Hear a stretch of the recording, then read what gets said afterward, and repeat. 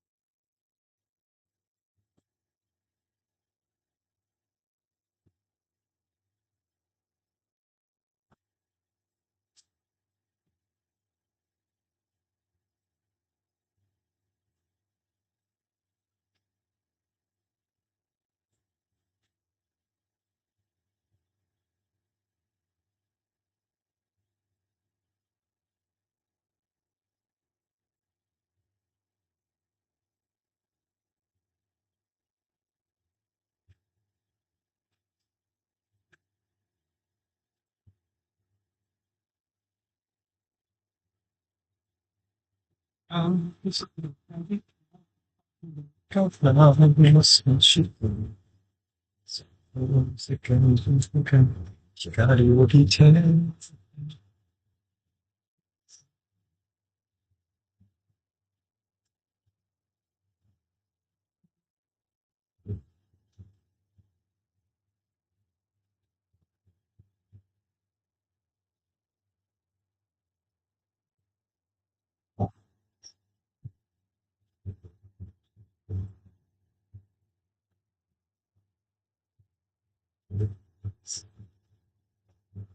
Seines Finden.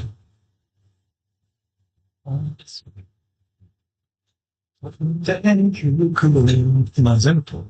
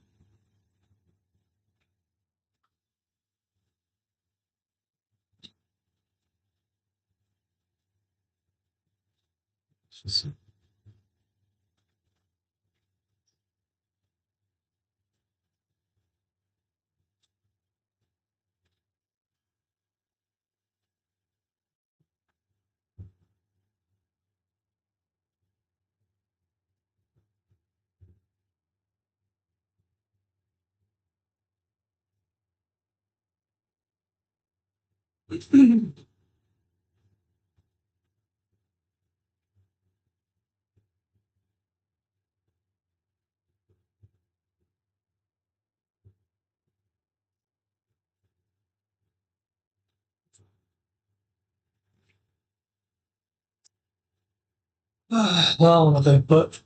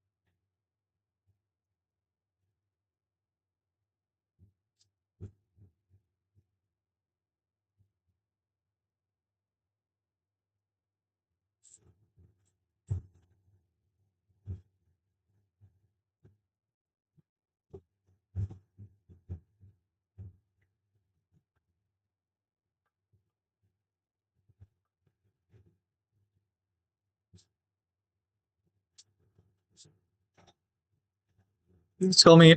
Excuse me. Yeah, is your hand okay? um, I mean, I guess you said yeah, but like, what happened? Jeez.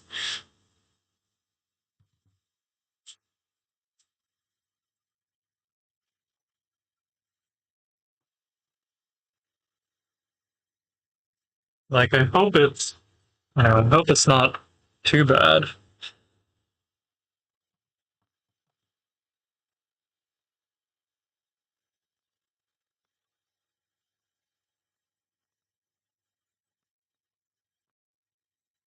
I mean, judging by how it looks like you had it looked at properly, so I guess that's good.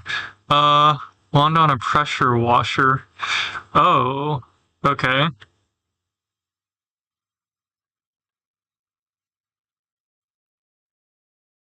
okay. Wrapped in. Okay, look, okay. So I've got something to say to that person, but um, got a few things to say to that person, but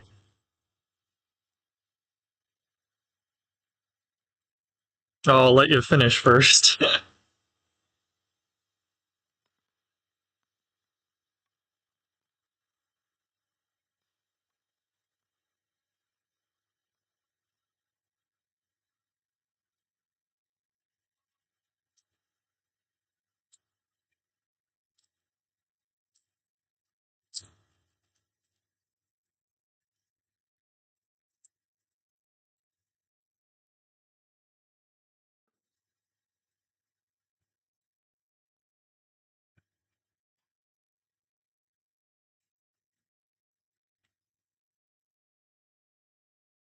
Loving. Oh, dude. Well, I mean, I guess I'm yeah, ow, man, dude.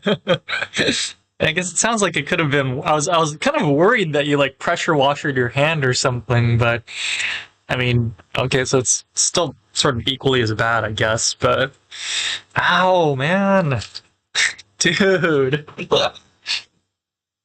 Ow, jeez. Also, why were you doing this? I thought, like, well, I mean, okay, so I guess this is work related, I guess, but quarter inch, ow. Jeez, dude, careful.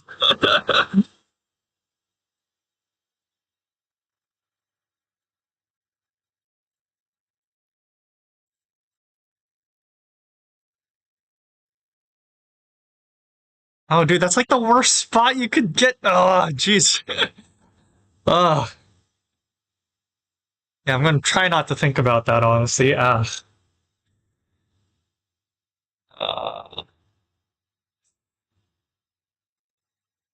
yeah. Well, I mean, I do have to say though, I feel like for something like that, someone should have been helping you, or someone should have been holding something. I do feel like, you know, like the same way how like you don't put a band-aid on by yourself, right? Or you're not supposed to technically. I feel like if you got that much shit going on, then I feel like procedurally someone should have been, doing one of the tasks so you'd have a free. Well, well, well, I mean, I guess as long as it took them half an hour to get you to the ER. Okay, never mind. I guess you're doing okay, so that's good to hear. But okay, yeah. Um, conversation, yeah. Please, please. Okay, but I guess it's good to hear that it sounds like it could have been worse. So that's good to hear. But part of it, yes, that's a good point. That's a good point. This is exactly what insurance is for, right? Because yeah, exactly. Okay, that's good to hear. Yeah, it sucks that it happened, but it sounds like it got handled as well as it could have. So that's good to hear. Yeah. Okay. Yeah. Again, as long as you're doing good, that's good to hear. Yeah. Oh, dude, why were you using a knife? You know what? Yeah. You know what? Never mind. Okay. I'm sure you've heard enough already, so I won't. I won't. I won't. drag it out any further. But again, it's good to hear that you're it's good to hear that you're doing good. Yeah, take it easy though, that's for sure.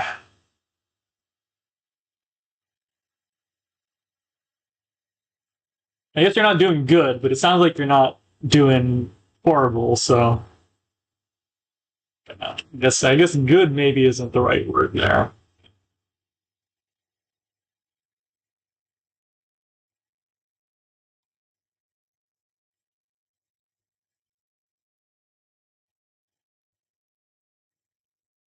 CR and watch Robo. Oh, okay, that's cool. Cool. Yeah. Oh, dude, I saw Iris was playing Mega Man Battle Network.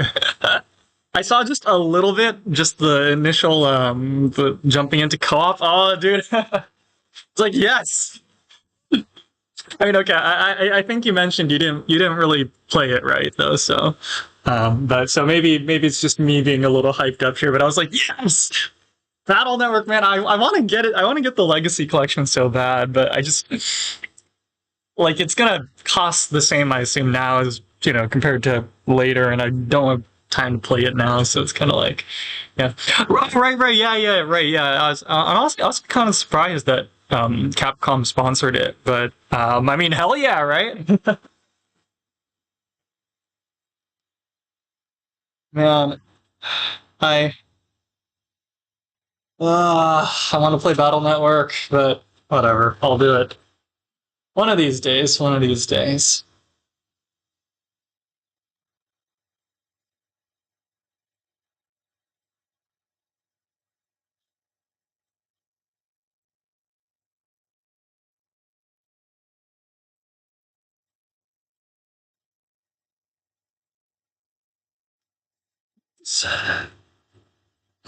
Yeah. I mean, now that you mention it, that's definitely true, right? So I guess if I mean, nonetheless, I'm just kind of surprised that Capcom's sponsoring anything Battle Network related, just because it seems like they didn't do anything with the franchise for the longest time. So I'm just surprised that they're putting any money into it right in the first place.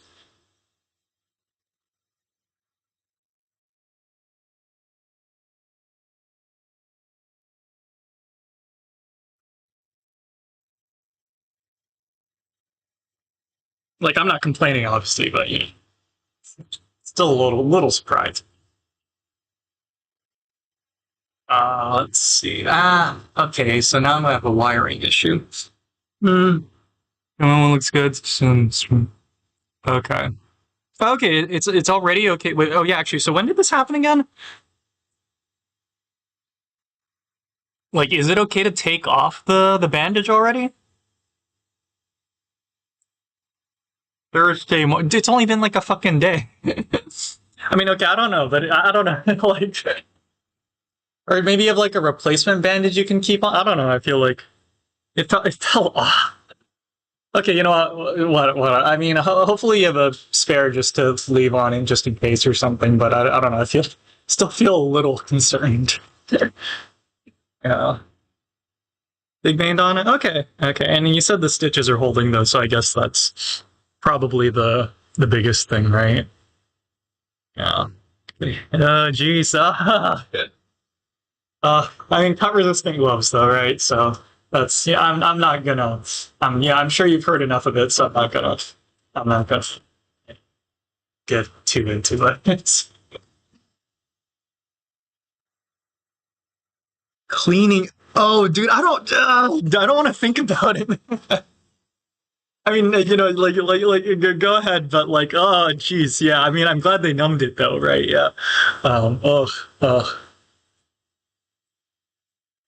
I mean, the only time I've ever gotten a really bad injury was like back when I was can't remember how young I was, but this was when well, this was actually when my dad was working in Japan, so it must have been like before preschool or something. But I don't know if I ever talked about this, but I think I was kicking like a soccer ball or something in like the driveway, and I missed. So my leg like swung up and I slipped backwards, and like enough that I just lost balance and then I bashed my head against the concrete. Except I didn't really notice this until later, but I hit my the back of my head against the gutter, like the bump there. So it totally like cut into like the back of my head, and I had to get like I can't remember, but like a lot of stitches or something. At least that's what my parents told me. So I mean, and like that's the only ever time I've ever gotten anything really needing stitches. So, oh, I don't even want to think about what they had to do for that too, actually. But um, doctor's note. You're right. Yeah, yeah. What are they? What is it like? Your mom's gonna take it? But that's they give you a doctor's note. Of course, I guess we live in a time where you need a doctor's note, or else people won't believe you. Like that BS aside, right? That's nice of them, though. That's very considerate of them, though. That they're like, yeah, yeah, yeah. And I mean, honestly, yeah. Again, it's very considerate of them to have given you a doctor's note. No, using it for three really? Wow. Okay. I mean, I don't know. See, it sounds like it's a pretty, like you said, quarter of an inch, right? That seems pretty. I mean, okay. I guess the human body is that impressive. I guess I would have expected it to take a bit longer to heal something like that, but I mean, I guess, yeah. Wow. Jeez. I mean, I'm sure. Well, I guess you've got the weekend to let it heal too, right? So. Uh, Armor the Stitch is trying to. Okay, okay, okay. So, well, I mean, what am I gonna like? What do I know, right? So, but okay, that sounds a little more comforting, I guess. Yeah, geez, yeah, dude, take it easy. Jeez. uh,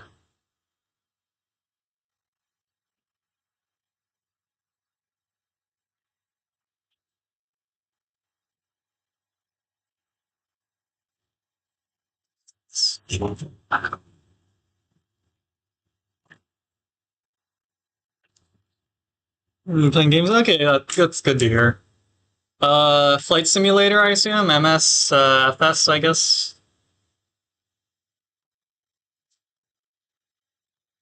Dude, I've just been doing like fucking like cable management all week. Like, I mean, that's what I'm doing right now, actually, too.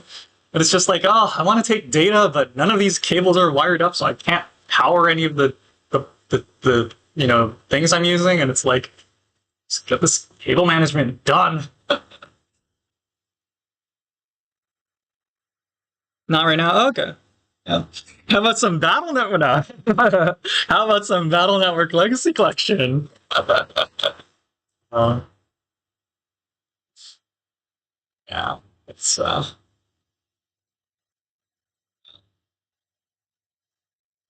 yeah, I've been watching like, like Let's Plays and honestly more of the multiplayer for that game. And I was like, man, people were really in, like, I just remember just spamming the strong, battle chips that, like just doing like, oh, just load the, your folder with a bunch of strong battle chips forehead.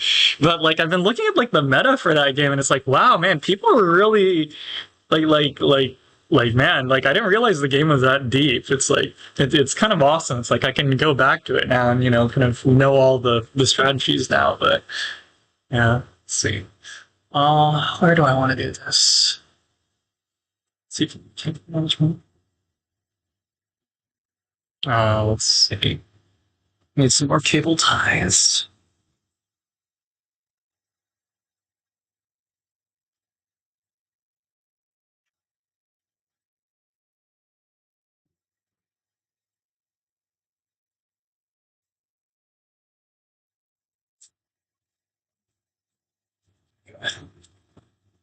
Oh, this is such a pain. This is such a pain. I mean, not really, of course, but it's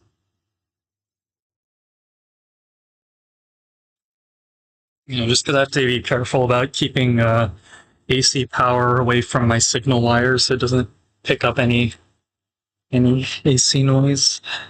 Oh,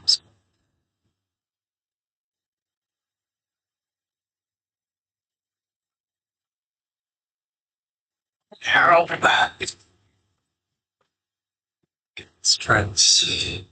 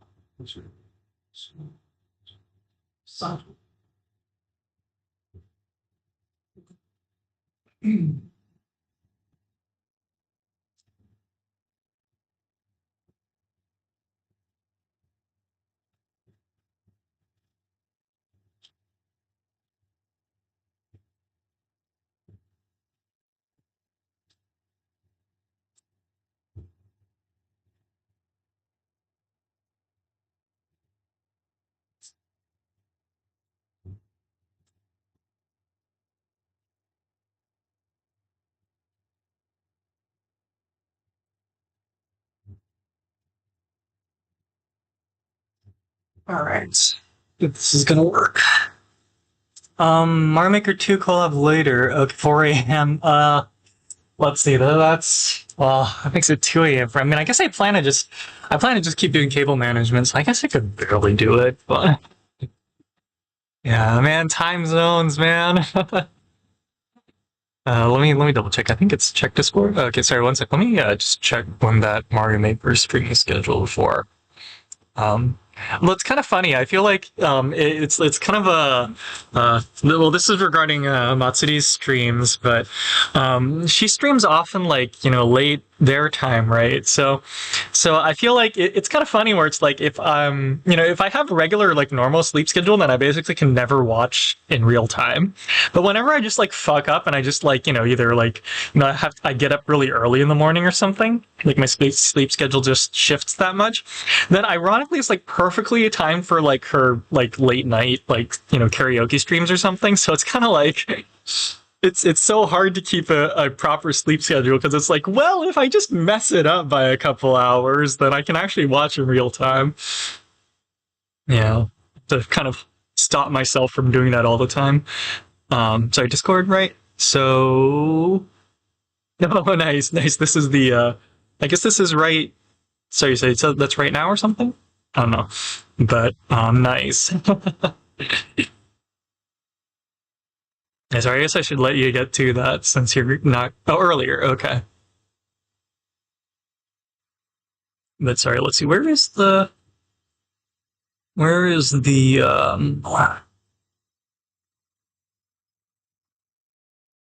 the upcoming one?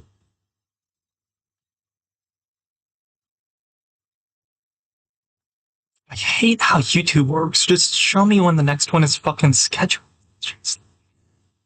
Whatever, but it's like 2 o'clock, right? So I'll check later. Actually, wait, no, I can just use Holodecks, right? I need to just leave like a computer on Holodecks all the time. Whatever. Anyway, yeah. Movie's over. Okay. Well, actually, Holodecks just said it's still ongoing, so I don't know what the fuck is up with that. Cigar was. Wait, was it one for $30 or was it like a? Because I know you said you got a few, right? Or it comes in like a pack, right? So one. Holy sh! Well, I mean, I guess. I mean, I don't know. Do you go through like an entire? What do you call one unit of cigar? Um, like well, anyway, do you go through one in one sitting, or is it like you split it between sittings? Because I mean, I guess if you kind of compare it to like some people will have like a several $100 wine for you know in one sitting. Well, I guess no, that seems a little excessive. So yeah, if you compare it to like a really expensive wine, then like let's say you split like a several $100 wine into like a few sittings, then $30 for one cigar, I guess, isn't really that crazy, is it? Right? Don't relate ruins. Oh, interesting. Okay. Huh. But okay, okay. I mean, I mean, treat yourself, man. Yeah, honestly. I mean, after what happened, right? Like, yeah, just treat yourself, man. Just chill. New Zippo. Oh, but you got a new one? I mean, I didn't realize you had an old one either, but um,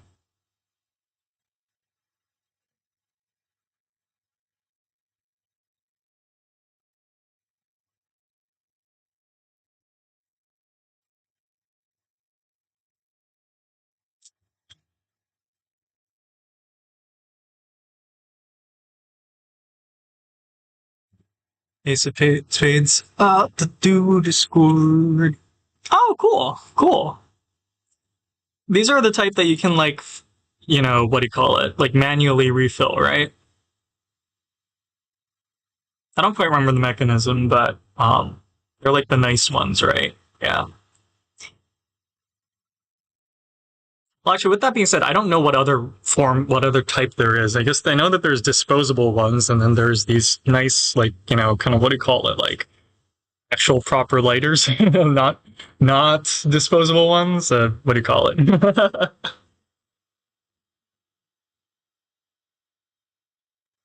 Big Sur. Oh, right, right, right. To me, it's crazy that Bic has so Bic also makes the pens, right? And that just seems so. I mean, in some I can see why their business kind of branched the way it did, but to me, it seems so crazy that they're like, oh yeah, we make lighters and like pens, and it's like what? I mean, I understand, like they're in that market of like disposable things that require a fluid in like a vacuum or some shit like that, right? Like in their manufacturing process. So like I understand, but also just it always seemed kind of like honestly kind of impressive that they're like like what do you call it? Their ability to branch out, so to speak, or like I don't know which came first, but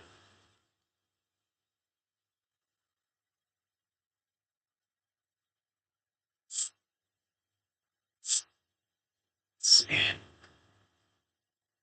Or his cable's a little tighter.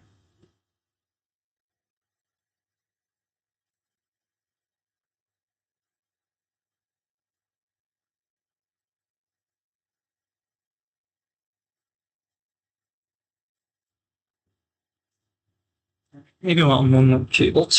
There we go. Perfect. Zip has. I mean, I agree.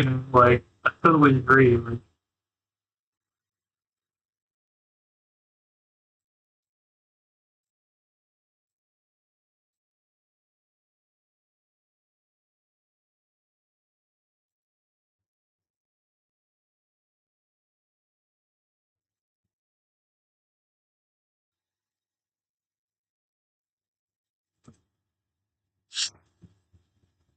Like, imagine like what do you call it? Some like the movies like I can't even really name one, but they'll like flick open like a Zippo and they'll like light their cigarette. Right? Imagine if it was like a disposable one.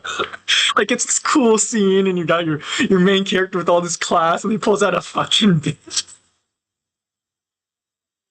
Oh shit! Oh man, someone should make like a what do you call it? Those like those deep fakes with like where they do like redo movies and stuff. Someone should do that, or I guess you could even just Photoshop it, right? But someone should do that with all the lighters like swapped. I wonder where that is actually. Just look that up later.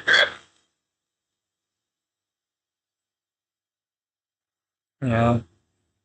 Okay. Let's see. Sorry. So anyway, these are still wired now, so I should be able to power all these.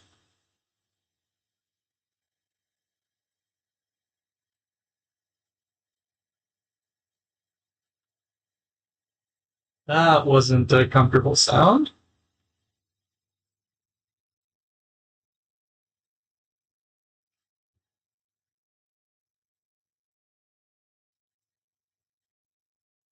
All right, so we won't use that power supply.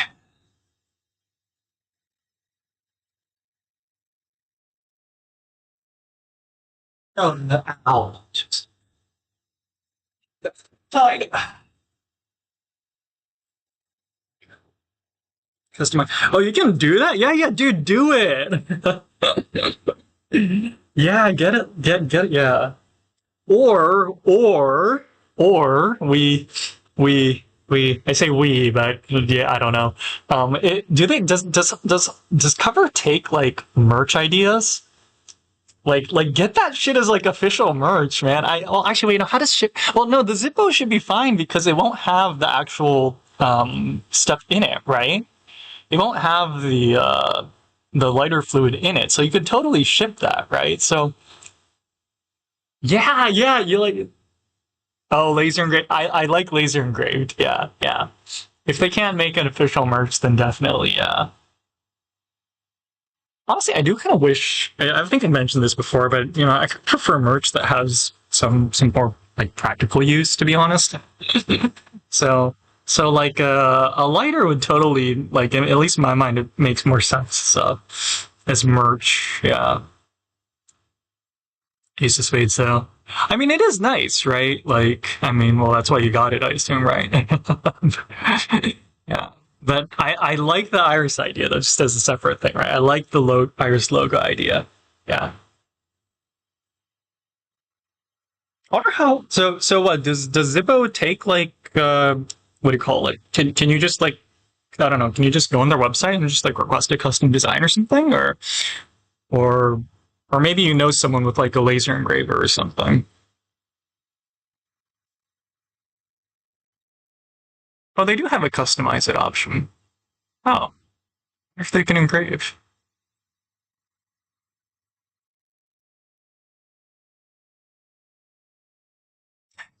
Oh wait, is that? Hmm? There is an engrave option. Okay. Okay, I'm gonna be honest. Some of these look a little bit like some of these color options they have. I'm not that big a fan of. I do like this. I like I like the brushed ones to be honest. And brushed are just straight polished, right? I don't know. Yeah, that's cool.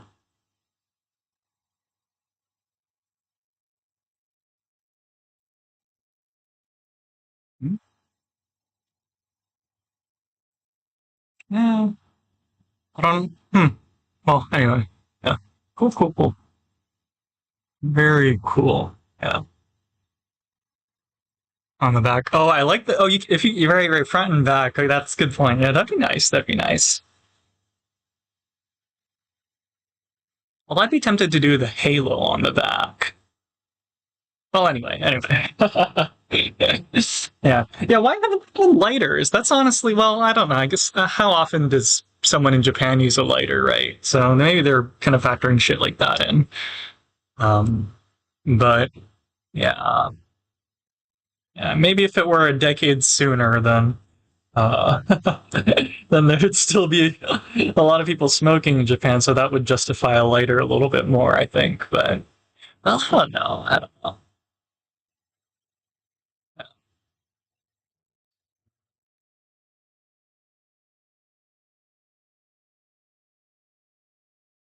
Hmm.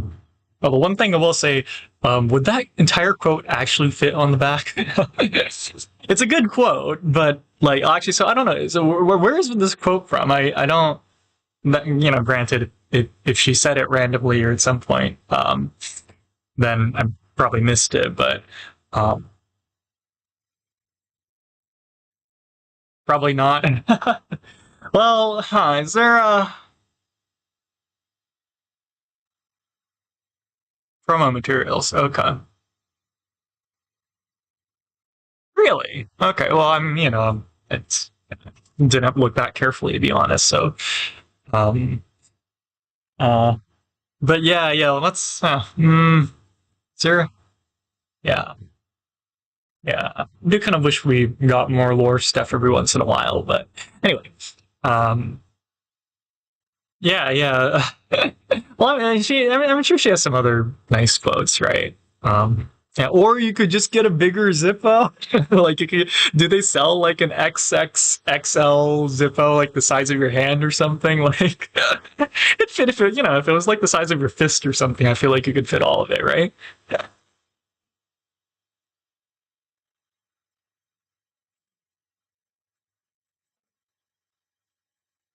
So, rewire some stuff all. So many cables.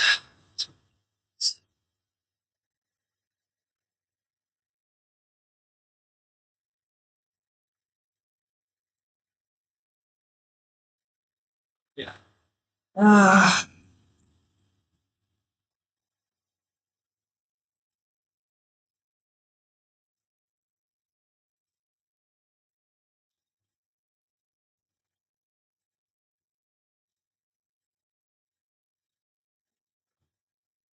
what was the question?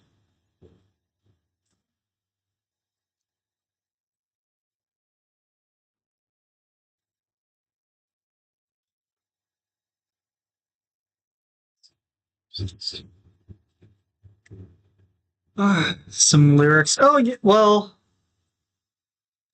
yeah, I guess that makes more sense. Yeah.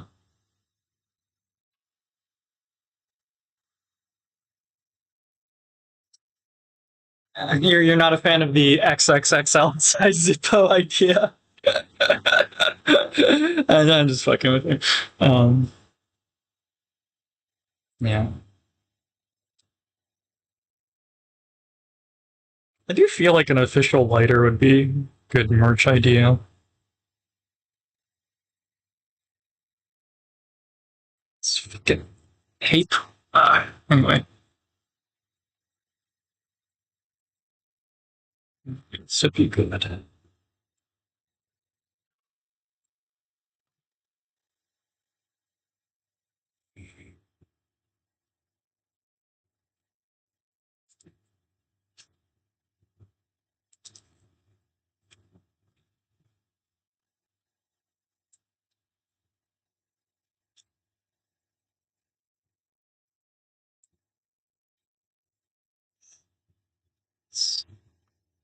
Um, oh, labels. There we go.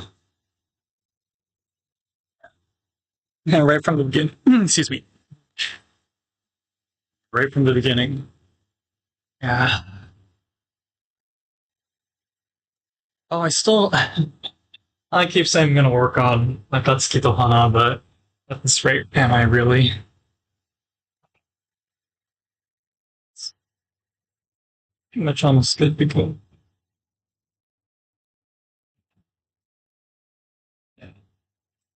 definitely like the engraving idea though.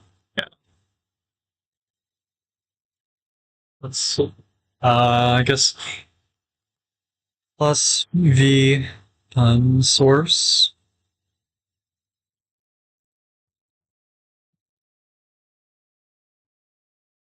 Wow, that my handwriting sucks. Let me redo that again.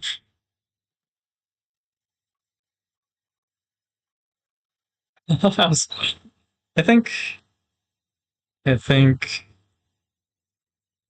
I think I'll just do plus v PSU or something. I'll use PSU instead of source. Probably reads a little better. But yeah, I like the lyrics idea. That sounds like good. I know it'll.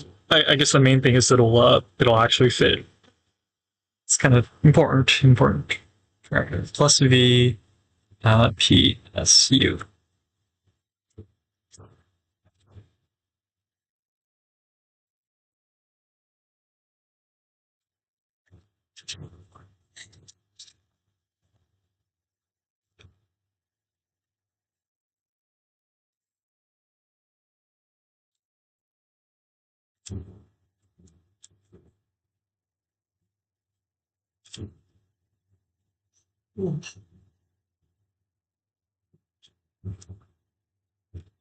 Too bad clock though. Maybe I can scale. Not like I'm gonna be doing anything anywhere.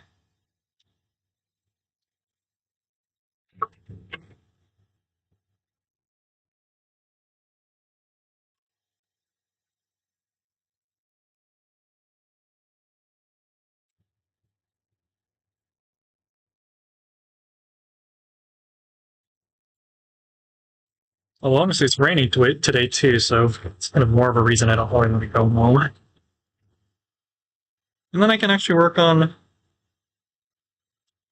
Well, I don't know. I don't. I guess I could rewire the entire table while I'm at it. I just, oh no, stop, stop, don't stick, please. What?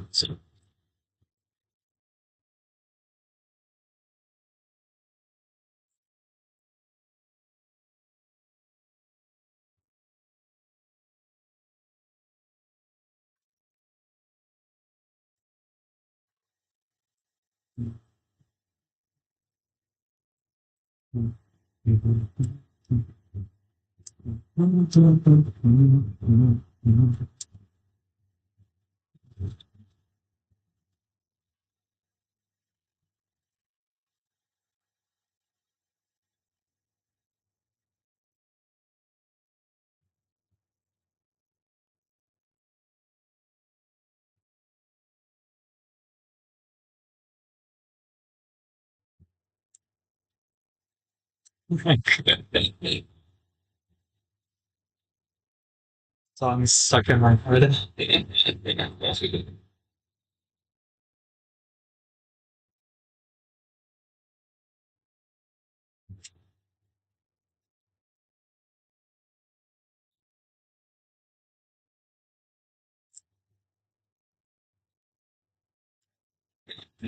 Well, I mean, that's fair to be honest. That's fair.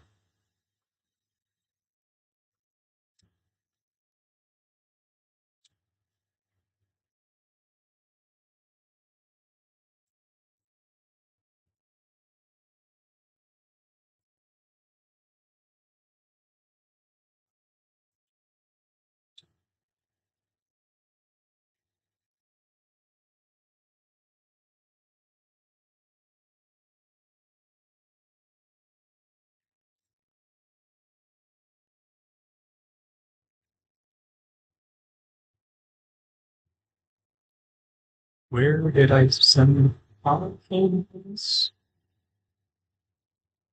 Oh, they're up. Ah, let's do. Okay, yeah, no, dude, I was worried for a second. I was like, did she say something in like members only or something? Like, I was like, oh, okay, no, that's good to hear. It's good to hear. I was a little worried there for a second. Um, yeah.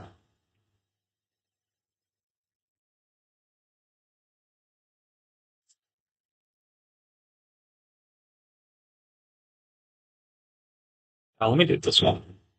Let's route the cables this stuff.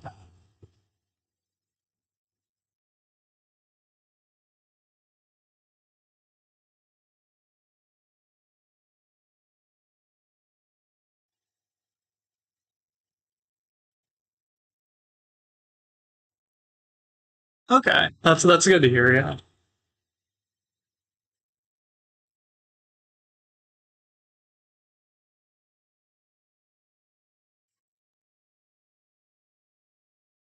Uh,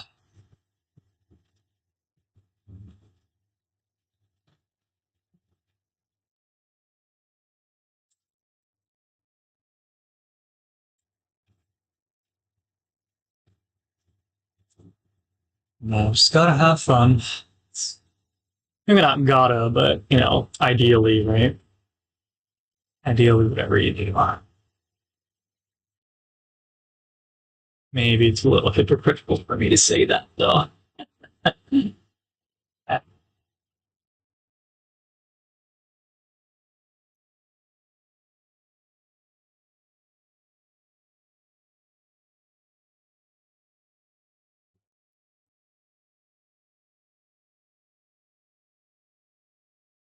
Let's see. I think we're almost good. Just get another here.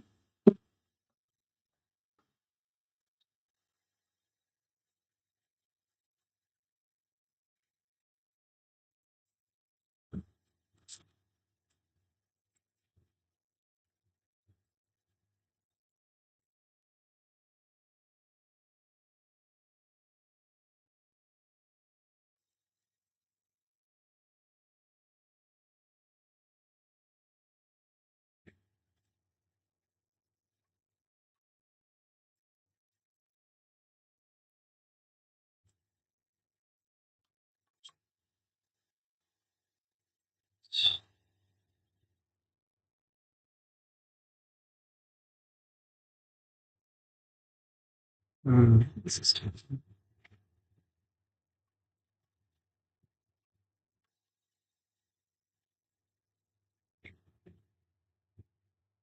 oh, yeah. Get away from me.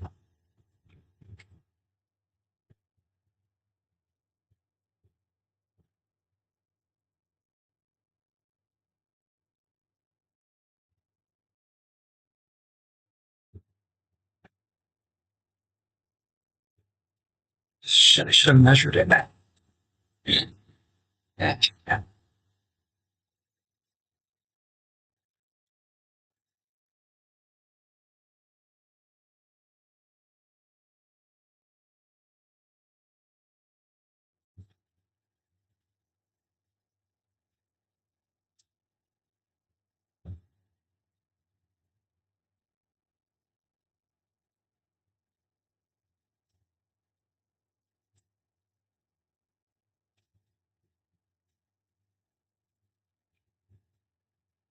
A bird chirping.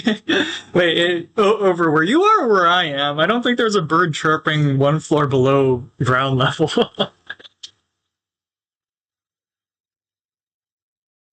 Here, okay, yeah. Well, I mean, I don't know. You tell me. Is there a bird chirping?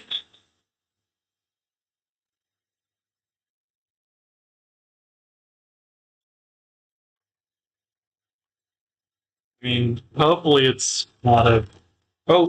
Shit. Uh, let me make sure I actually need this. Yeah, weird.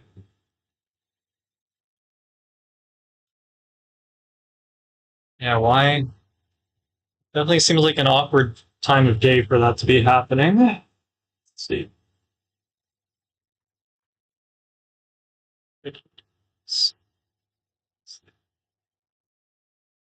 Uh, I don't know. Yeah, maybe I can just keep the current wires.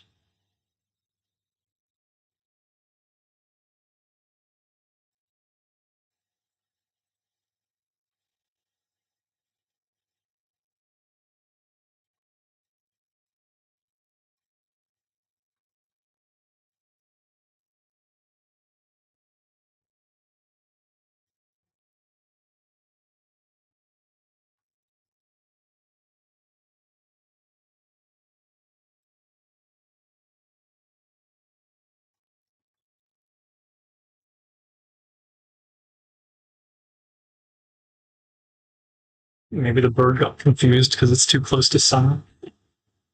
Let's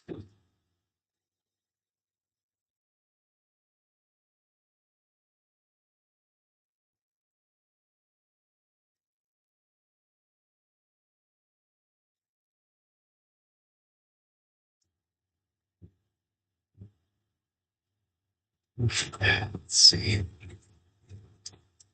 Oh, but I have all the AC cables. Let's see.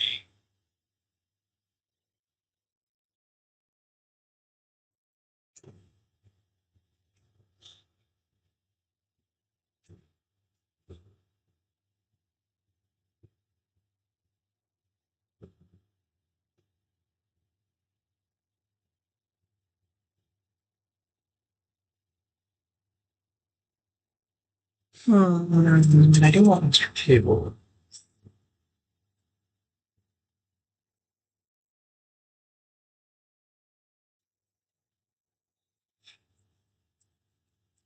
Lucio?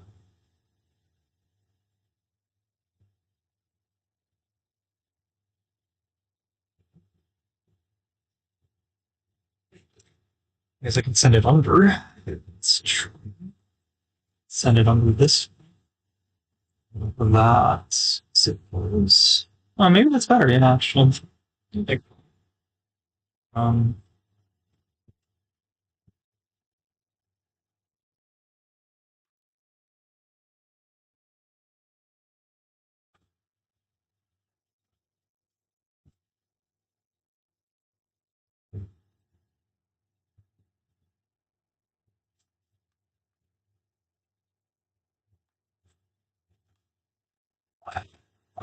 well,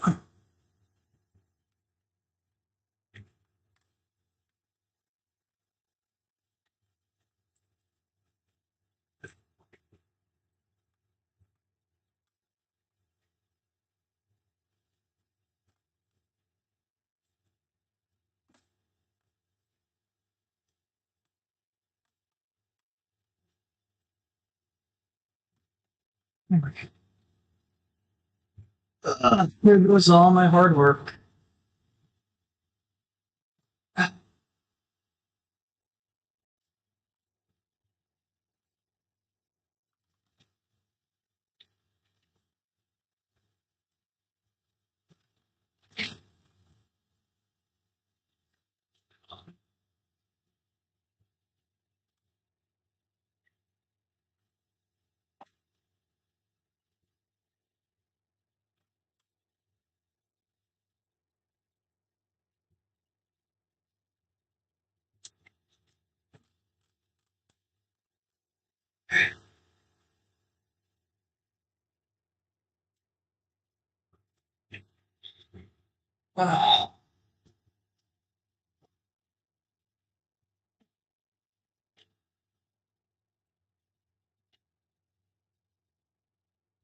Let's do it 50 times.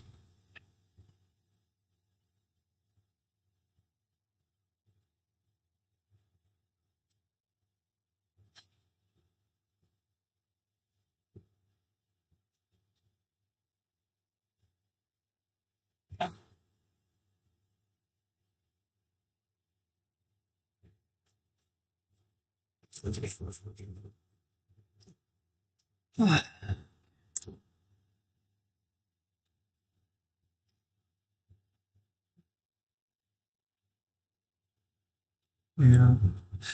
I'm not too concerned about having AC or DC cables or cables carrying DC near my signal wires. It's just I really want to avoid getting them anywhere near the AC like power cables, just because, or getting the signal wires anywhere near AC, just because, or anything really near AC.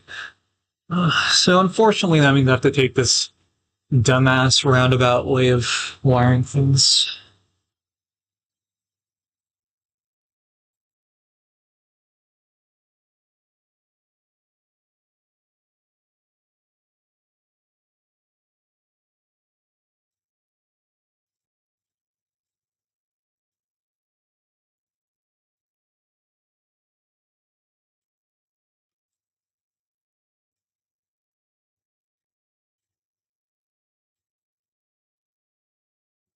Well, well.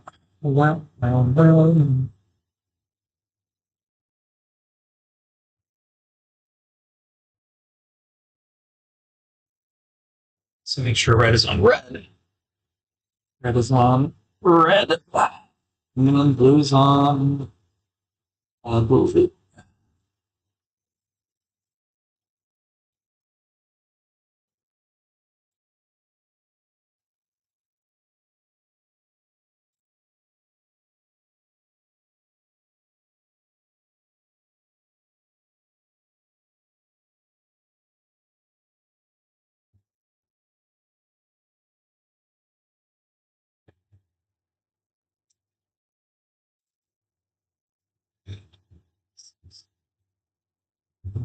And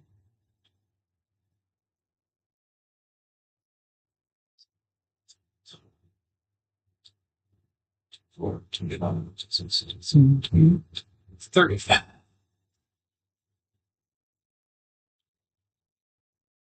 Wow. Wow. Wow. Wow. Wow. Wow. Wow.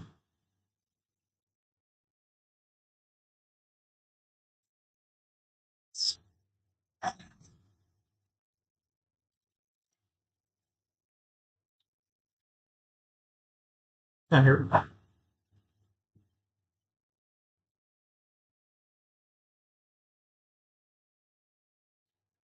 So.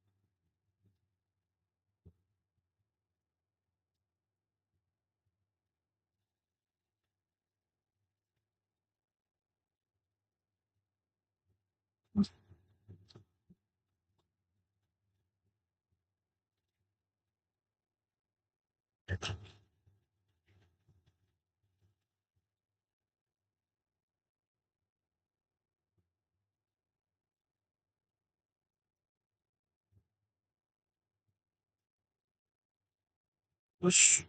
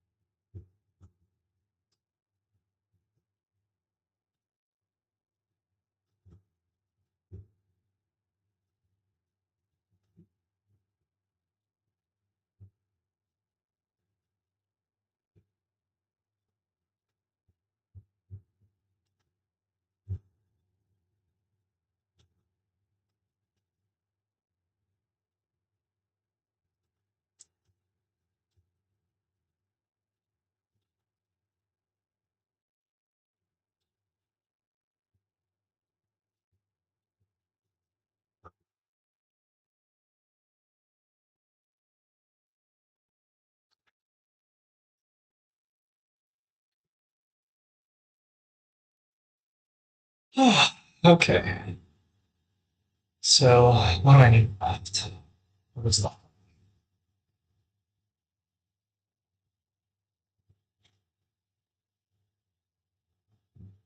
Let's. I guess I need to wire this fiber. Which.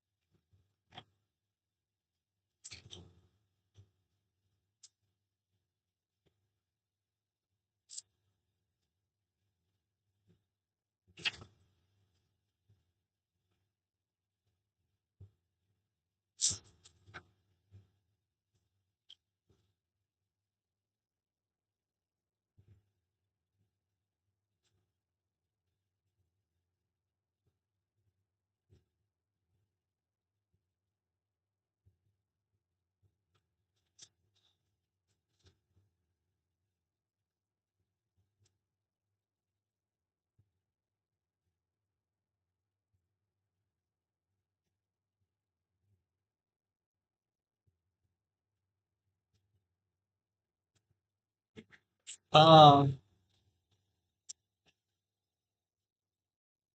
Station.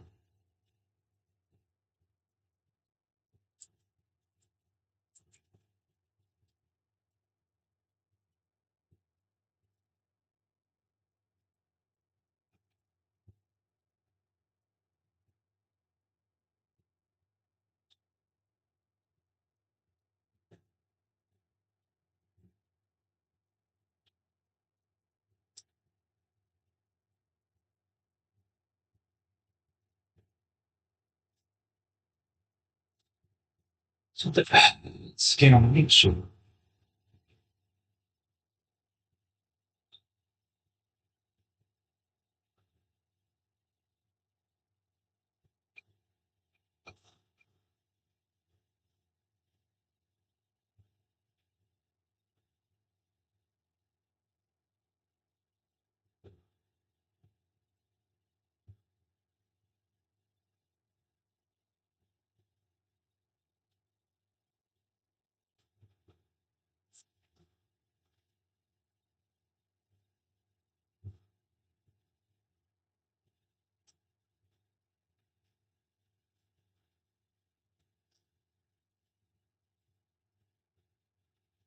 I'll just remember this kid. It's really stiff to me. Very nice.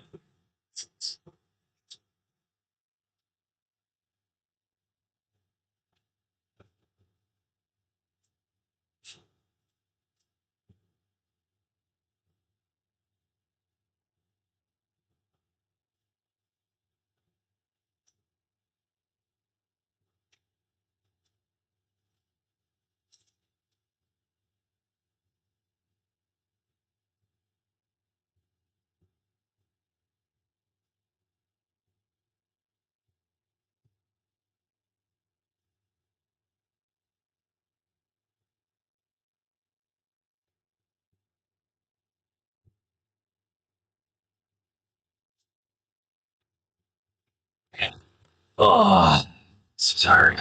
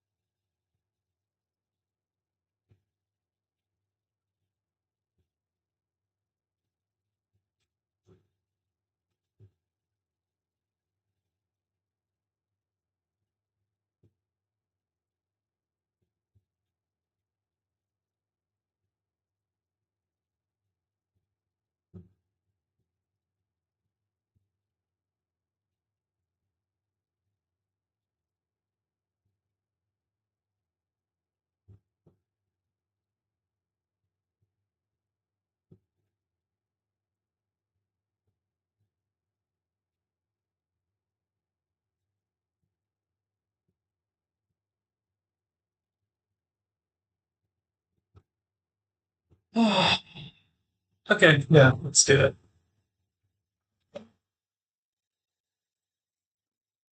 Let's just do it. Oh.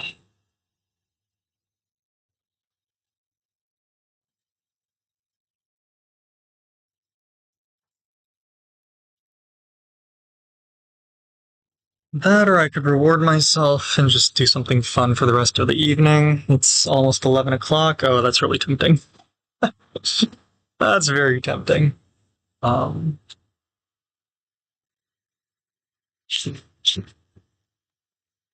Now let's keep working. I wanted to get this done before the end of the week, and it's still not the end of the week yet. So we still got time to actually publish something this week.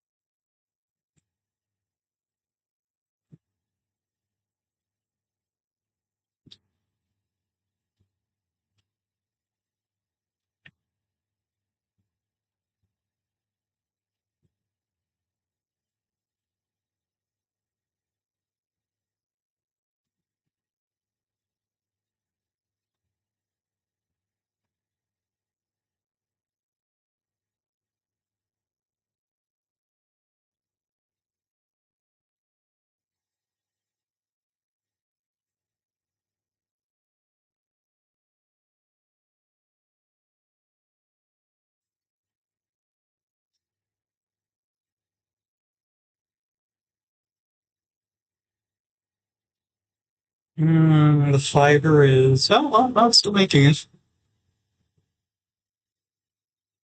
Still going, and it doesn't feel strained.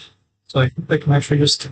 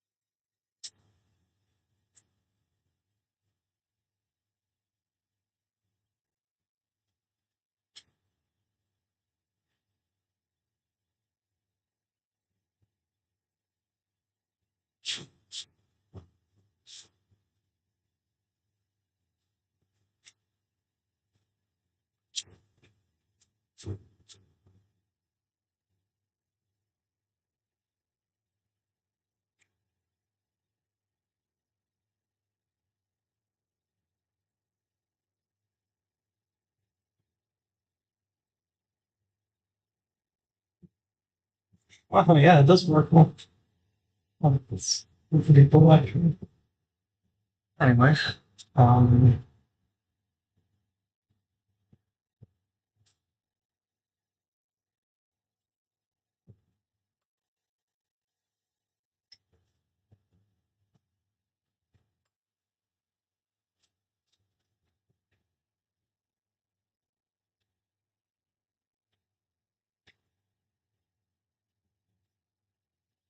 right. So the first thing we want to do is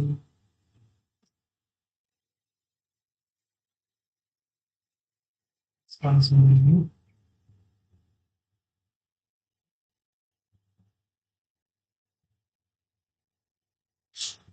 find this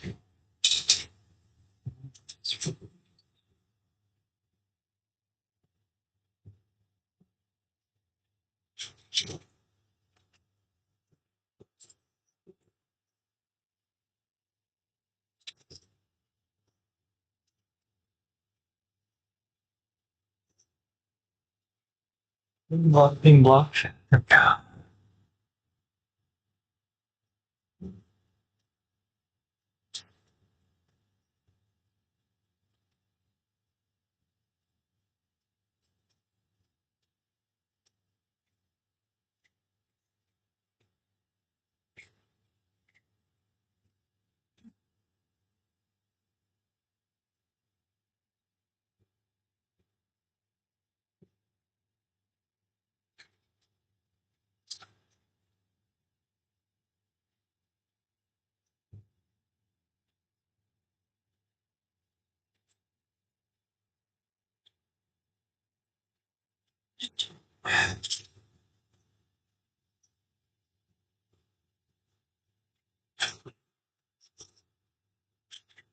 Let's try to aim it at like say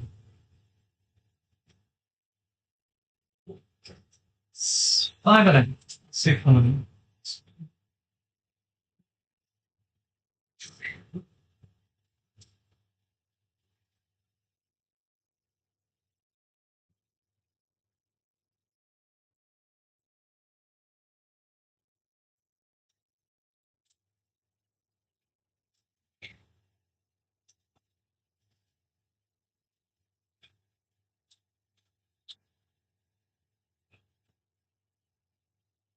Yeah, it's not bad. Let's see.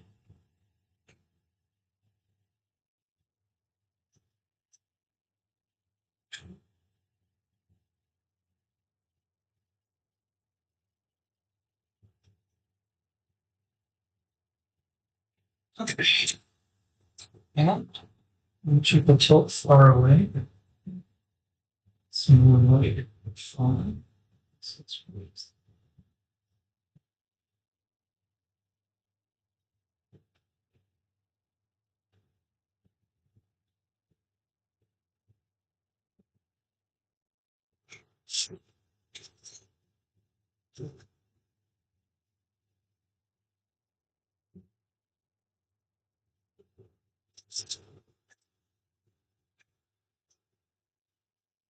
That's too.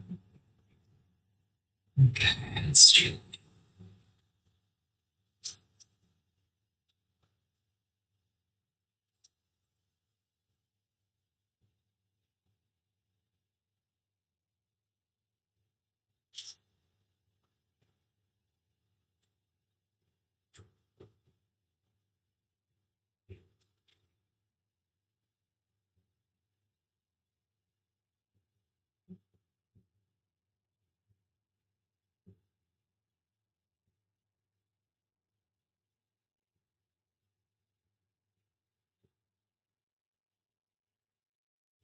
Below 5.5, so above by a little bit.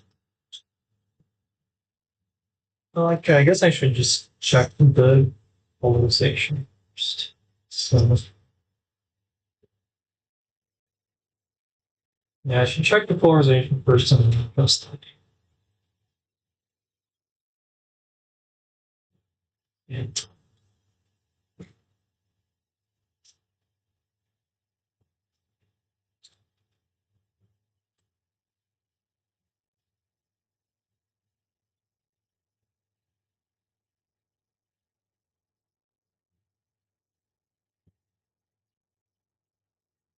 Get some safety glasses and ramp up the power a little.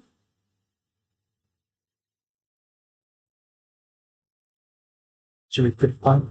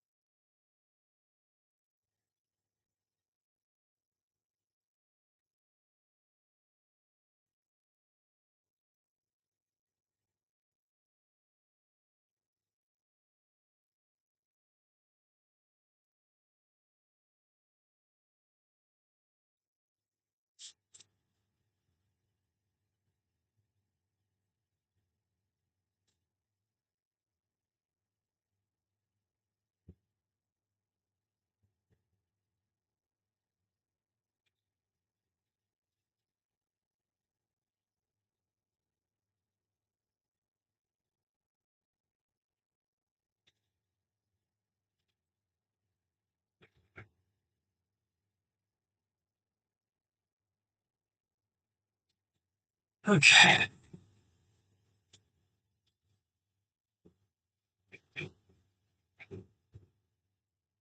And then let's do this. Oops.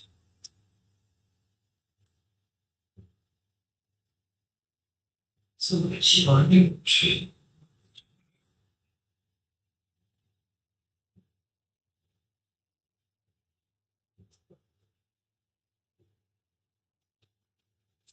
Arms.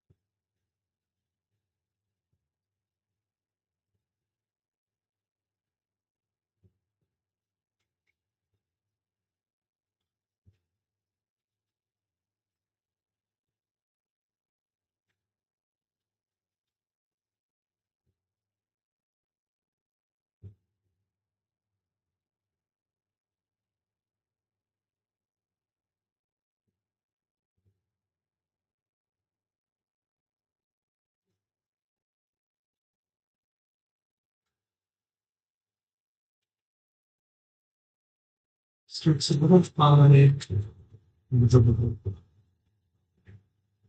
Sitting down.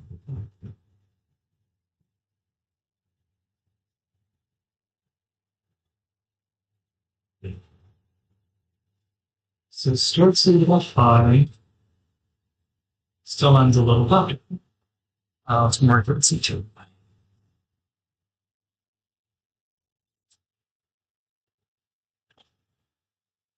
一起去的玩玩。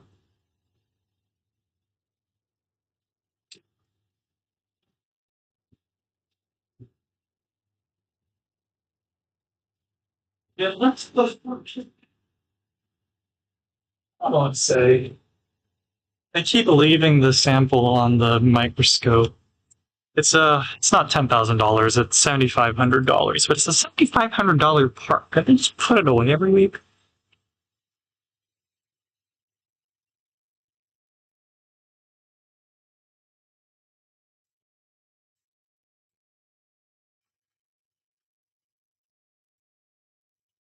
It's not even ours. We're borrowing it. Like, anyway.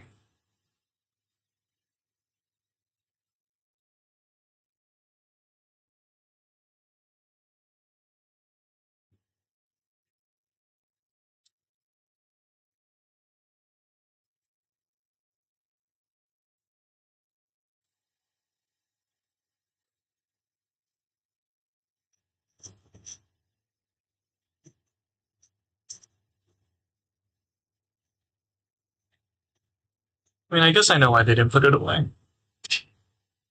They didn't put it away because we haven't gotten data with it, and they're not. They're probably not sure if they can get it back in the original configure or the functional configuration. Of course, I mean, what I have to say to that is, if the current configuration is so fragile that they can't redo it next week, then clearly it's not a stable configuration. But anyway, at the same time, if they don't take data now, it's going to take forever for them to get data and do data analysis. So I'm just I'll cover it with some lens tissue, I guess.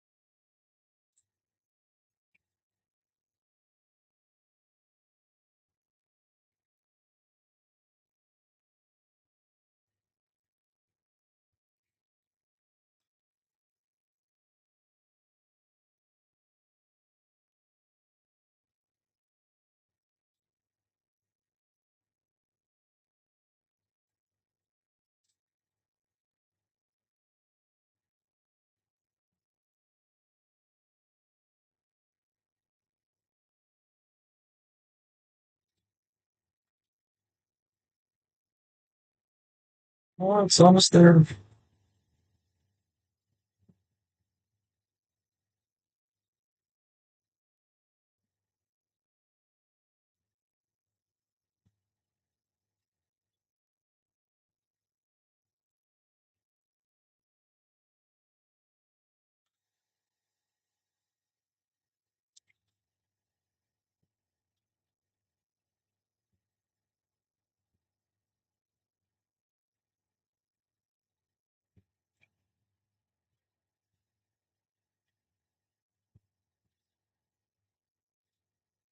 There we go. There we go, finally! Ah, shit! Ah, I messed it up. Anyway, sorry, what's going on? So like, and flights, or flight, of course. Ah, it's deserving. It is.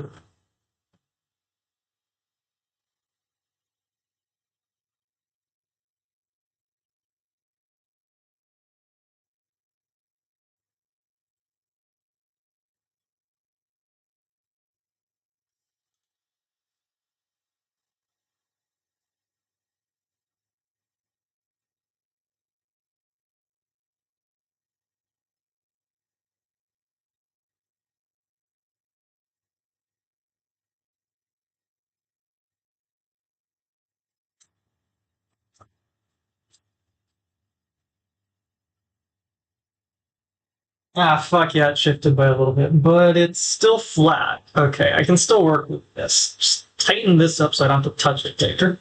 Tighten this. Ah, fuck, did I mess it up again? Oh.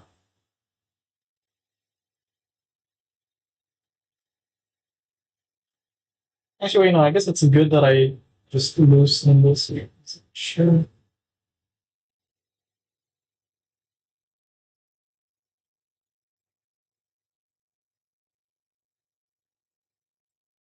Okay.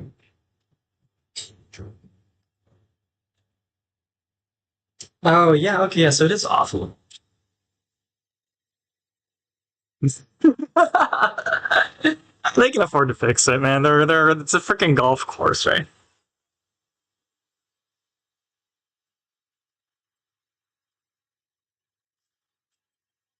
Wait, is that why there's so many golf courses around airports for like emergency landings? Sorry, and that just kind of occurred to me. I was like I imagine part of it's also because the property is cheaper, but is that why there's so many golf courses?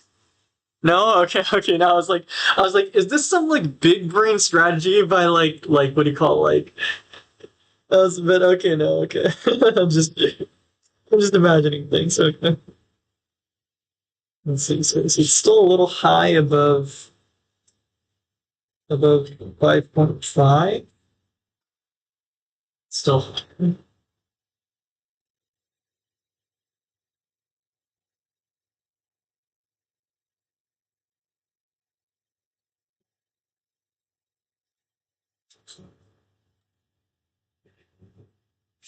Now it's a little low here, so it's going to make it a little. Or okay, no, it's low here, but high here, which means it needs a slight down tilt. But it's taken as if it's permanent, so I'll just touch it. It's below 5.5, now it's below. Yeah, so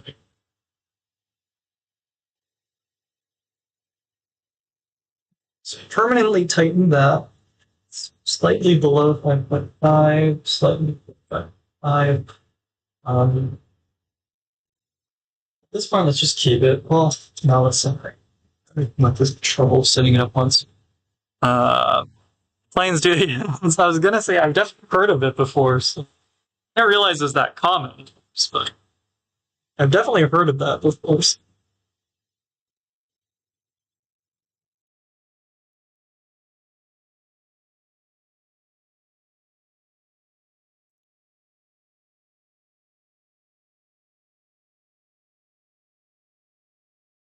Okay.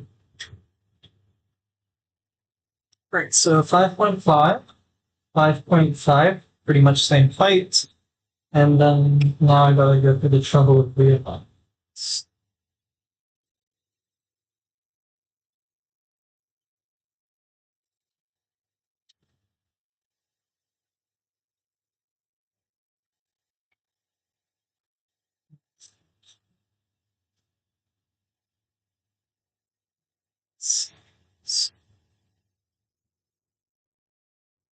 It's that's pretty much dead center here actually.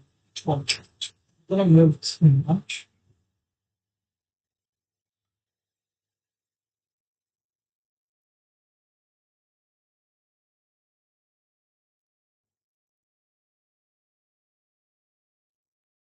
Mhm. Still good center. Still pretty close to dead center.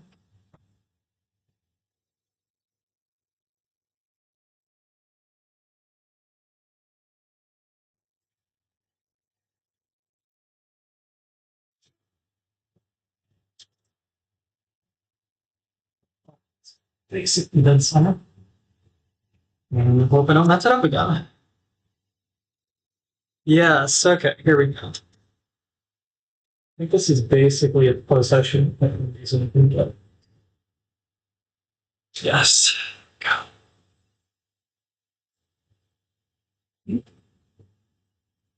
Mach 1 at 500. Well, I mean, it's over 500, so it's okay for residential, right? I think it's higher for residential.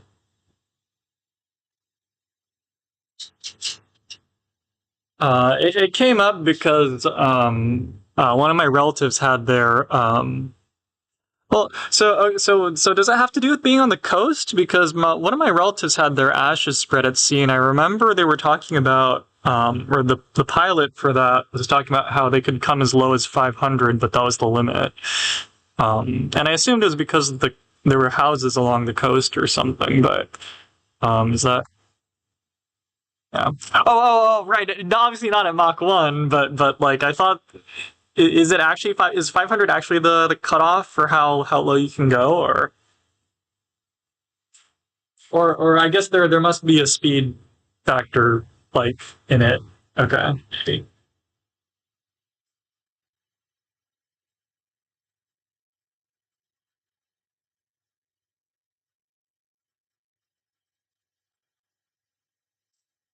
Ah shit. Is this not on? Oh, let's make it. We can do this.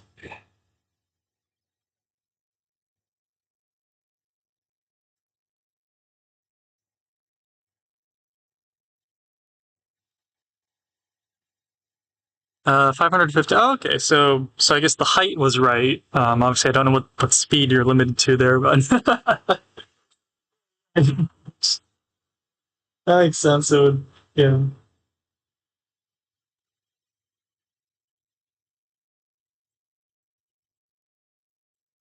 be a little bit ridiculous to fly that well. But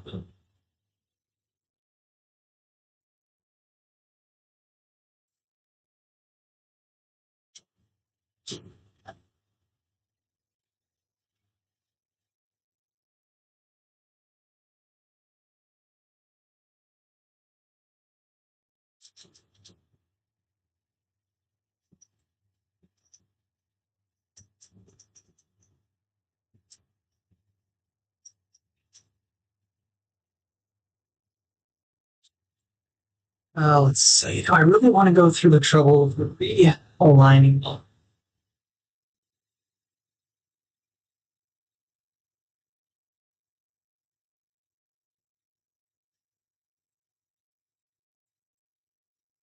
Well, no, I do not.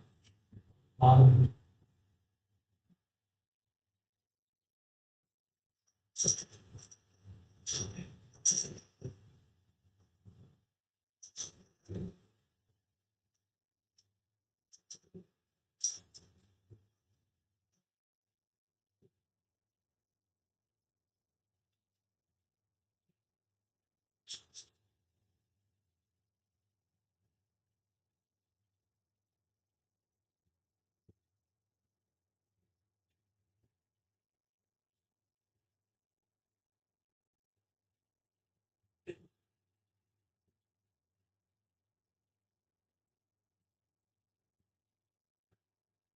Ah, it still doesn't work.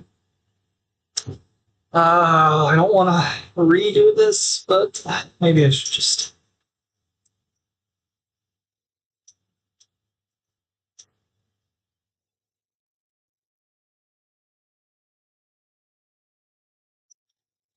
Let me see. So, 1, 2, 3, 4, 5, 6, 7.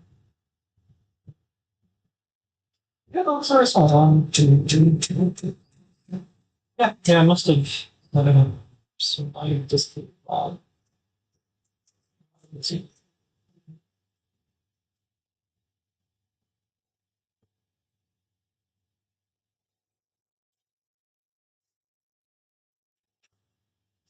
Oh, actually, wait. First thing I need to do, I need to test these optics, make sure that they're some of these optics. Yeah.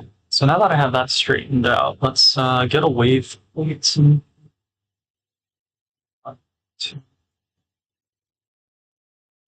Yeah, I got a bunch of stuff I need to test.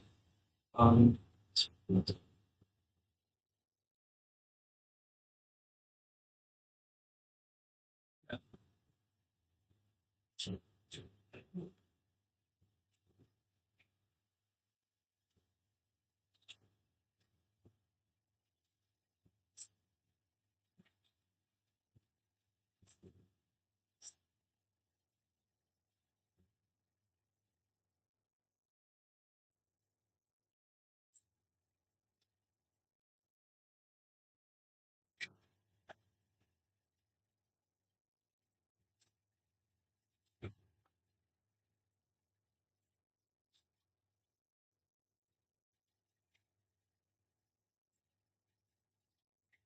so we'll try using this shitty Union Optics thing.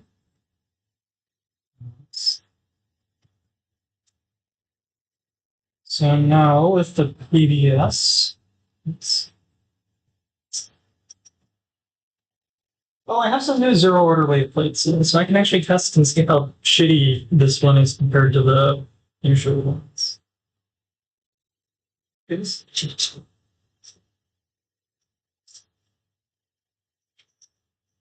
oh, cool.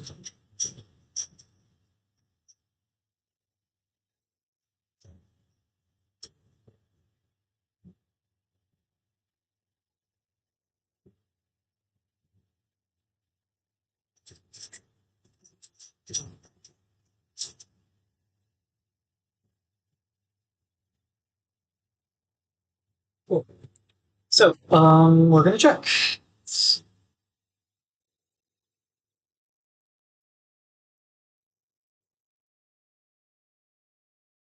It's pretty close. It's pretty close. Let's see how low actually goes. Where's the power meter? I should just make more photodiodes at this point. Like, just calibrate the power meter to whatever, or calibrate my photodiode to whatever. I have the power meter. I have a functional thing to compare. Yeah, so maybe I'll do that tomorrow. Maybe I'll just make some more photodiodes or photodetectors rather. Um, yeah.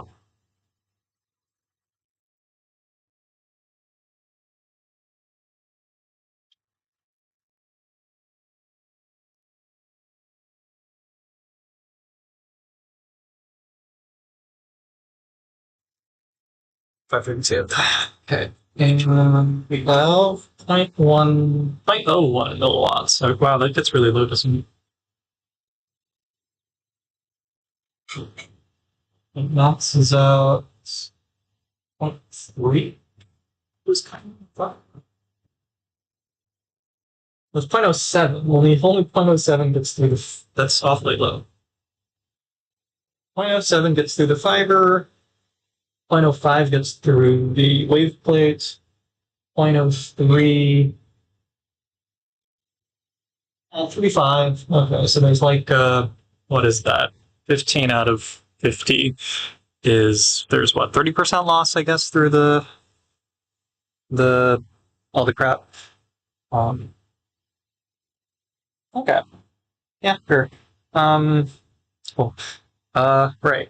So anyway, that way plate works, or at least we can control the polarization just to do that. And if I check the wave plate against this 50-50 beam splitter, then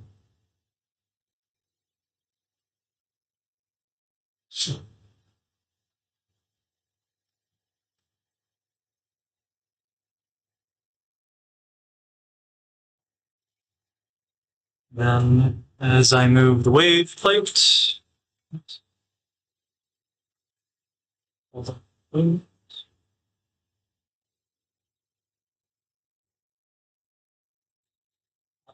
Wave plate, I get some. Oh, interesting. I got some polarization dependence, but not as much as before. Oh, that's fair. So I should expect it to fluctuate by, well, how much was that actually? So 3/8. Sure.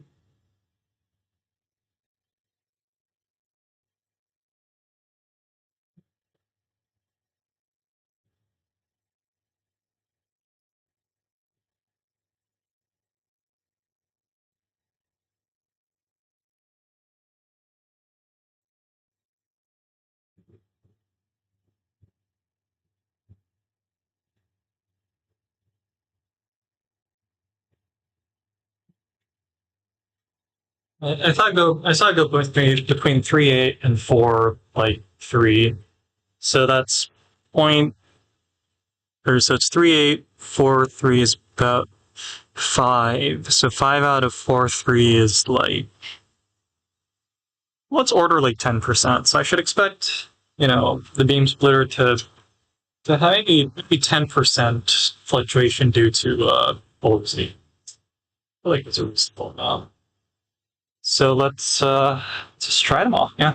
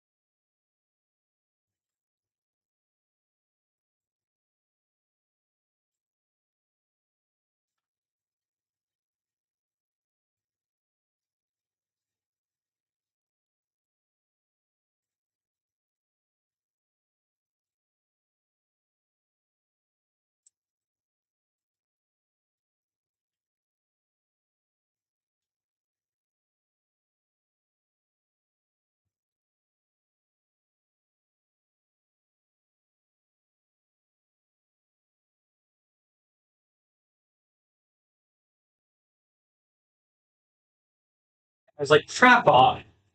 Well, then this explains why no one was using it.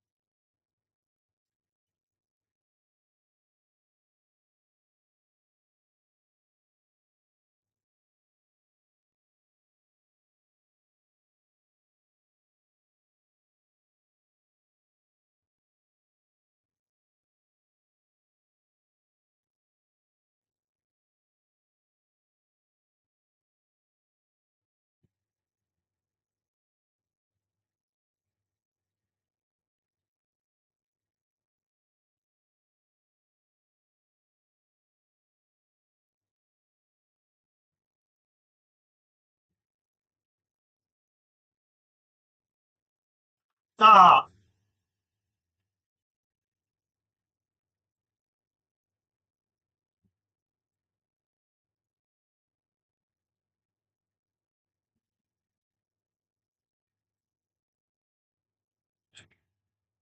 Whatever, we'll try the beam splitter and hopefully we can use it.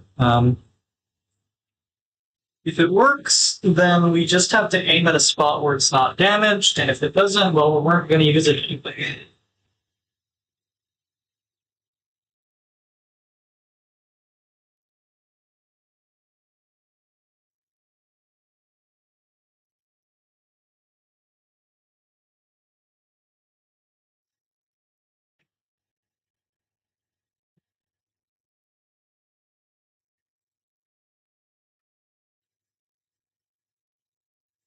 I guess I should just put it. Well, you know. Let me mount it properly.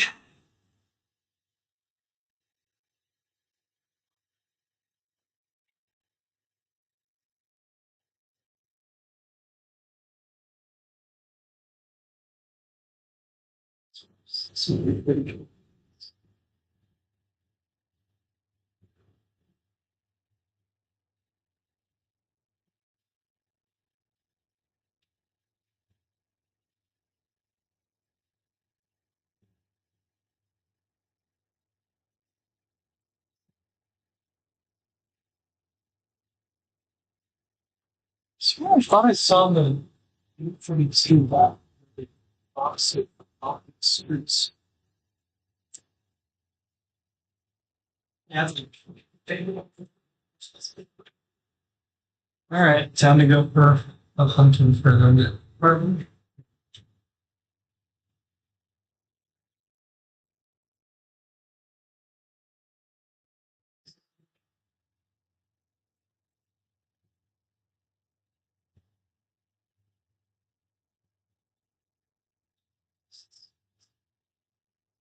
I hear it.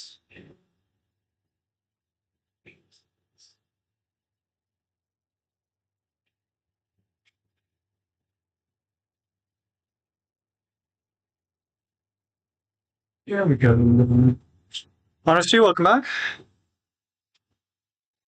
Uh, I'm at work actually. I mean, as has been kind of the pattern for the past bit. Yeah, I finally tracked down some of the optics that I needed, so we're gonna see if it works.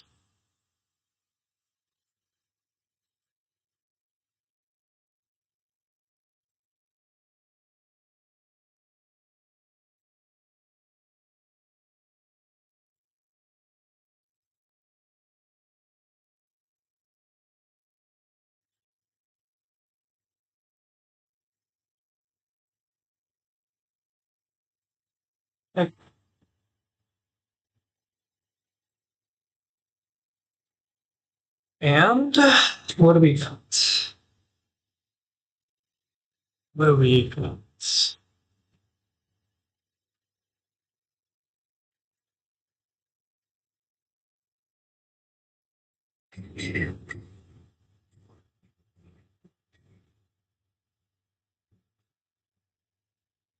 Um, 0.17 milliwatts. I know it's polarizing. It changes a lot. Yeah. Okay. In fact, I can see it. Okay. So this is useless. This is useless. Well, it's not useless. It's just we have a bunch of these. This is not any different from we already have.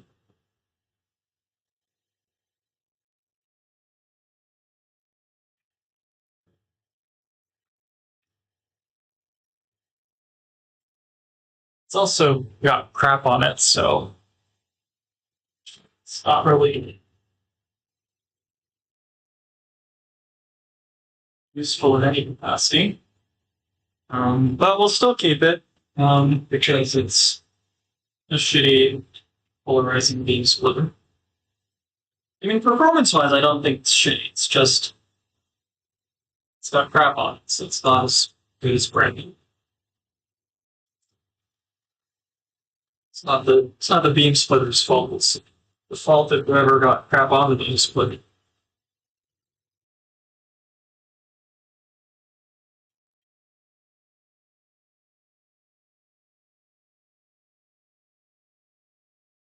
This was chipped. It's cleaned up. That already gives us some.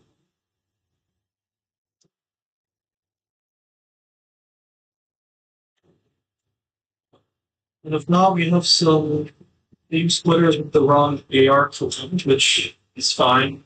You can just tune in things. Discord. Yeah, what's up? One sec. Now that's I don't drop it. Let's see. Discord.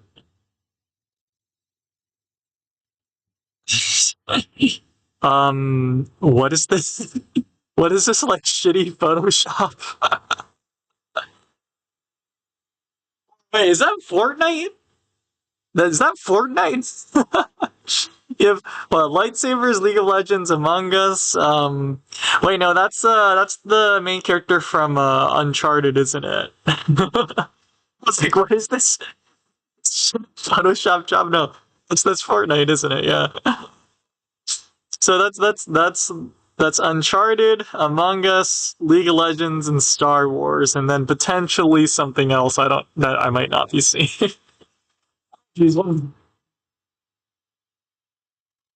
all right, this is polarizing. That's not. That's not.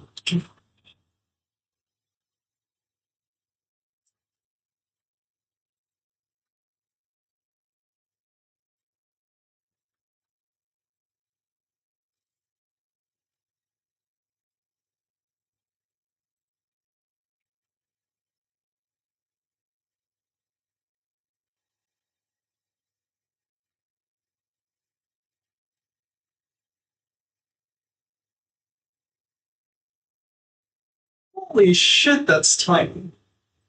This is a PBS. Okay, I mean, I'll try it, but like, wow, it barely holds. I mean, I guess in that sense it's good because it's probably more stable. Yeah.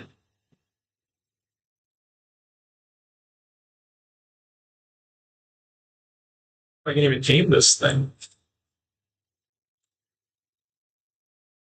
Yeah, my post is too short. I'm gonna tell you this. Hopefully have one. Most recent game of. Oh, jeez. Okay. Well, I mean, can I really criticize Fortnite? They're the ones making bank, right? Clearly, they're doing something right.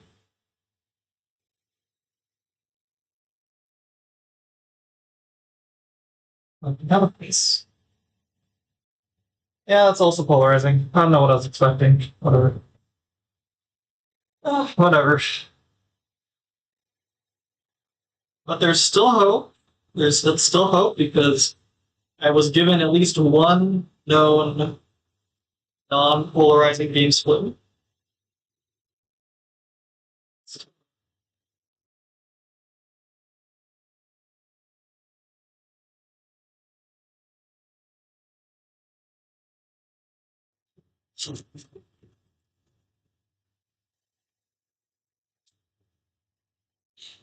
I gotta think of a new mounting mechanism actually. So let's try this first. It says BS011. 50/50. Oh, it's tiny. Okay. Well, we can work with that. We can look at this.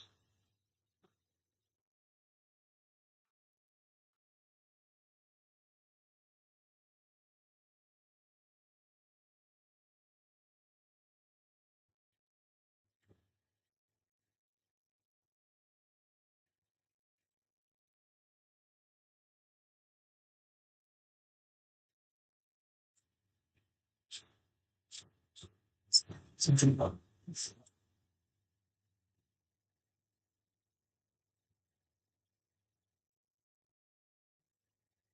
And what is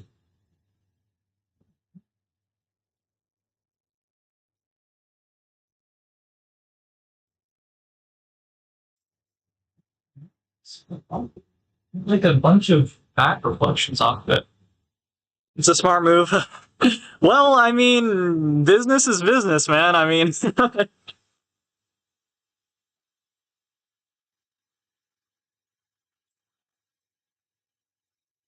oh, maybe I'm bouncing off of something weird. Yeah, you hold it like something. No, so that's a good.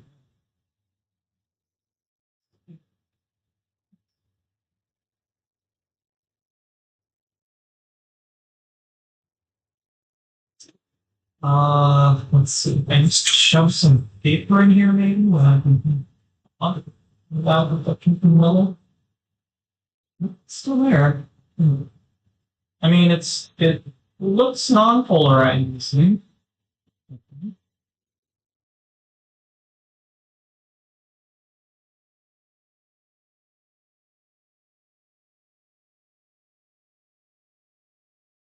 Why make such a clean?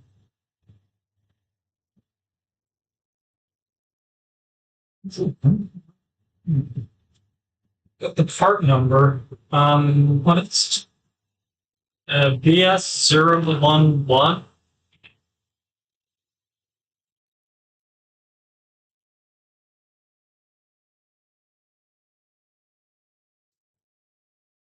Floor Lab is BS011. What is this? Oh, it might just be acting stupid because it's well, I don't know. Why is it?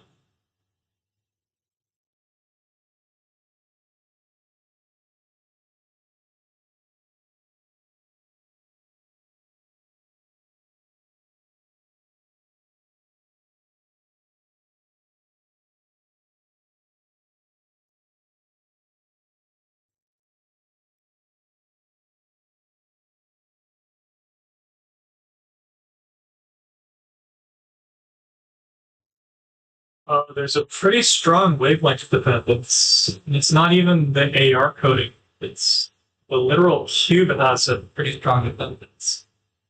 That's not good. I'll still try this other one. This looks like it's not B coded, so let's give this a start.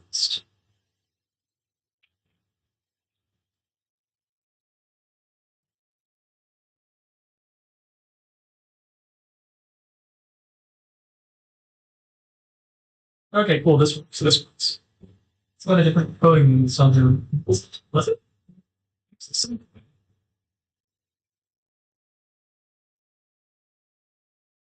No, it definitely has a different coding.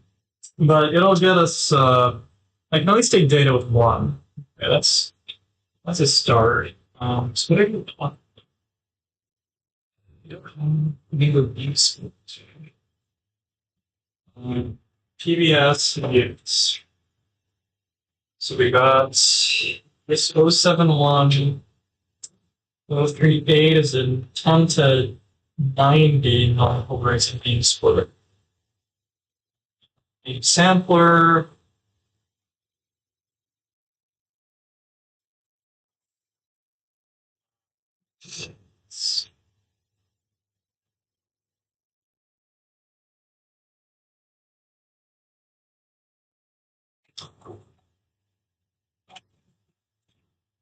Get rid of all polarizing optics. I gotta order some stuff. Uh, Optical beam splitters. Quick cube. I don't know. Or plate beam splitters. Non-polarizing plate beam splitters. What gives the widest range? 350 to 1100.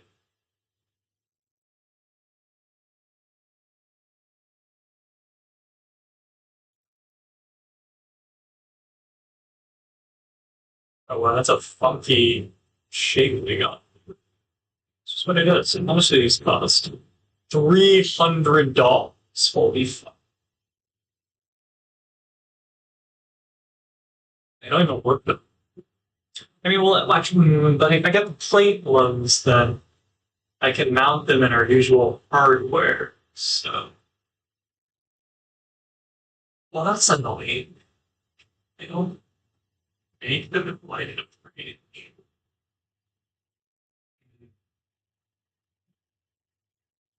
50-50 works.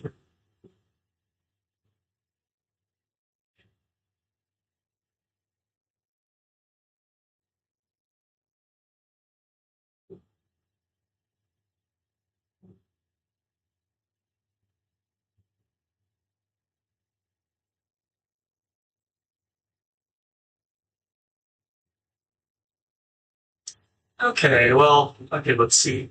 So here, sorry, I'm just doing some shopping.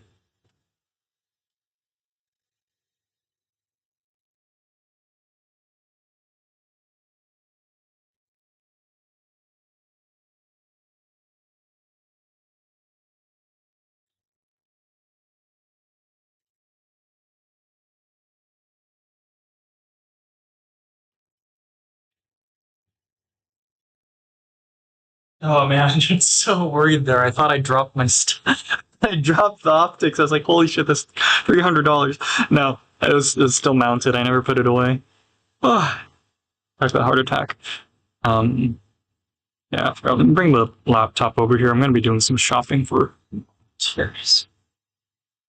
I need to buy like a little utility cart that I can just leave all my streaming equipment on, and I can just roll it around wherever in the building I need it. Or I'm streaming. I mean, I can go to IKEA and can get like a 30, maybe $100 like cheap cart. It doesn't have to be a utility cart. In fact, maybe it's better that way. But yeah, okay. So I guess Bad and I mean, so that's why I'd want a utility cart, right? Because then it's like, oh, they're just transporting equipment. No one's gonna bat an eye at that, right? I think every lab has a utility cart or two anyway. So or they at least borrow one from the stockroom. The stockroom lends them out. Well, they don't. It's not a service. It's just the dude that runs the stockroom is just nice enough to lend us, his utility cart. But since people are borrowing that so often, I don't think they'll care, man. I mean, they might think it's a little weird that there'll be like a webcam hanging off of it, and there's two laptops or some shit like that. But yeah, I'm sure they see weirder things on a regular basis.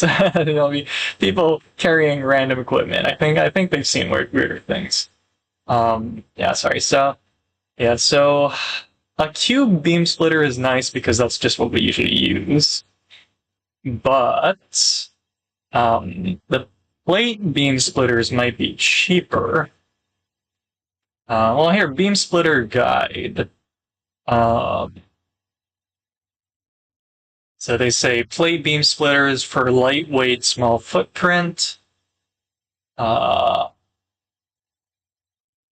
I see. So you choose cubes for robustness.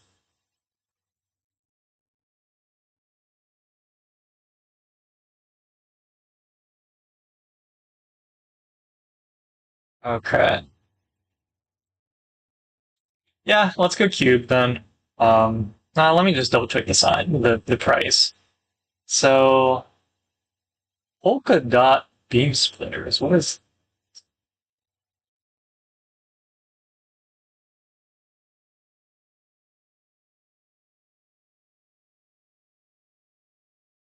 interesting?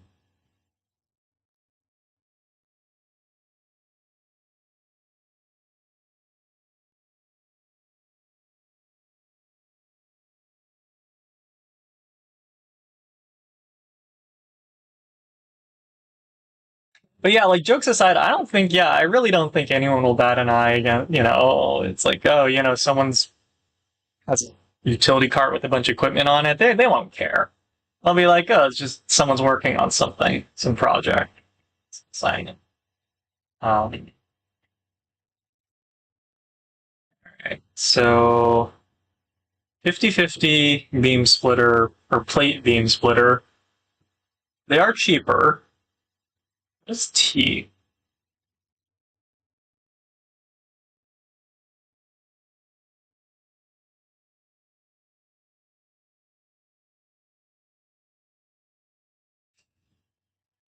Oh, these beam splitters have a preferential, what do you call it, polarization to them, which I guess is fine. We just have to set it up as such. Okay. Yeah. Um, hmm.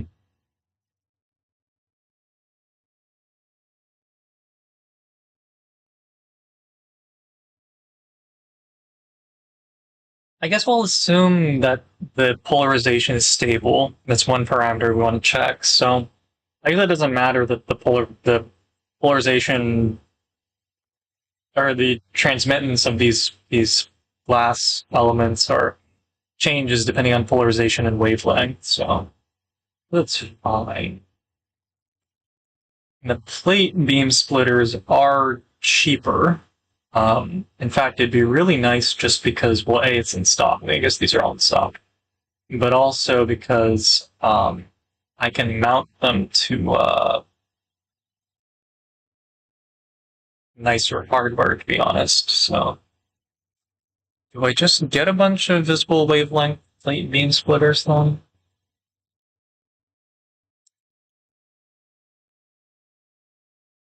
Yeah, let's see. Oh, it's such so awkward because the range, the freq or the wavelength range of these is 400 to 700 nanometers, which is great because green is 532 or somewhere around five, that somewhere around the range of 532. But the problem is, I also want to try using 852 nanometers. So that's IR.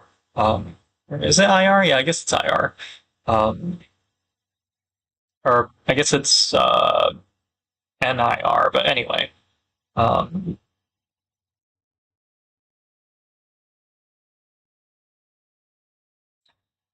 but but that's 852, so it's out of range. Or well, it's out of the spec, but it might be in range.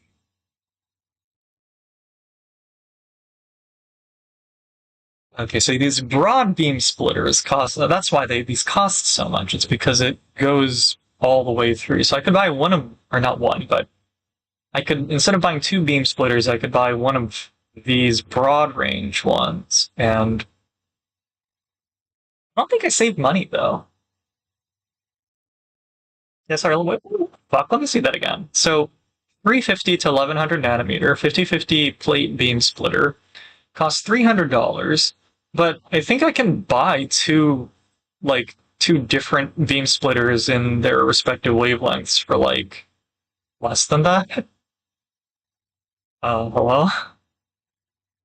Let's see. So yeah. So 400, 700.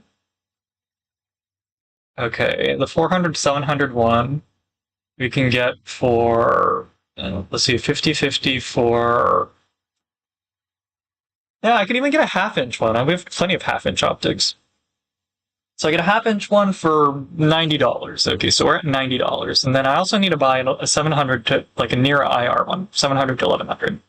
5050 one costs another $90. So it's cheaper to just buy separate small ones rather than, well, I mean, I guess, this only works because I'd be swapping out the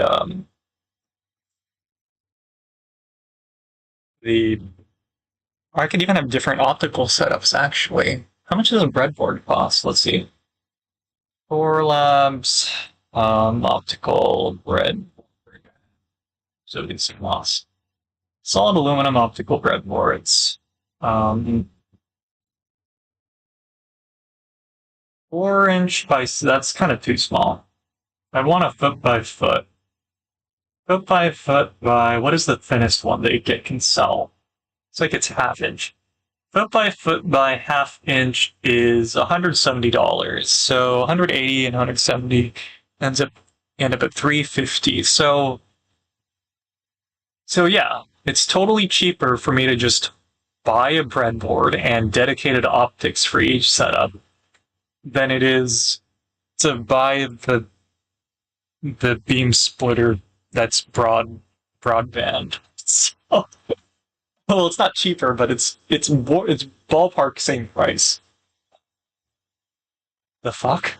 Yeah, no, then I'll totally do that instead. Let me make my shopping list right now at that point. Say notepad. Let's see. Yeah. So we're not going to bother with the. Well, okay. Actually, one thing I need to check is the cube ones are the ideal one, I guess. We ideally want cube beam splitters. So let's actually check that first to make sure. Economy beam splitters. What does that mean?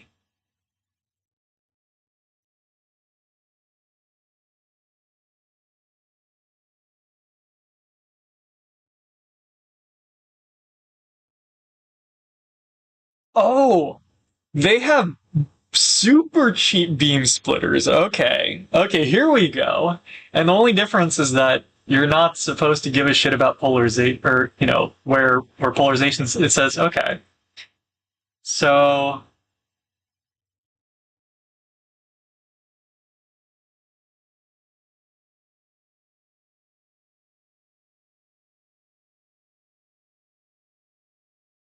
well, okay, well then, so they just don't rate it, I guess?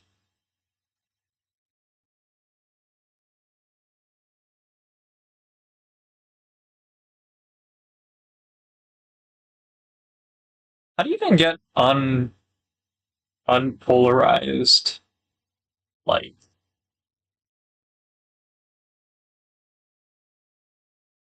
How do you depolarize light?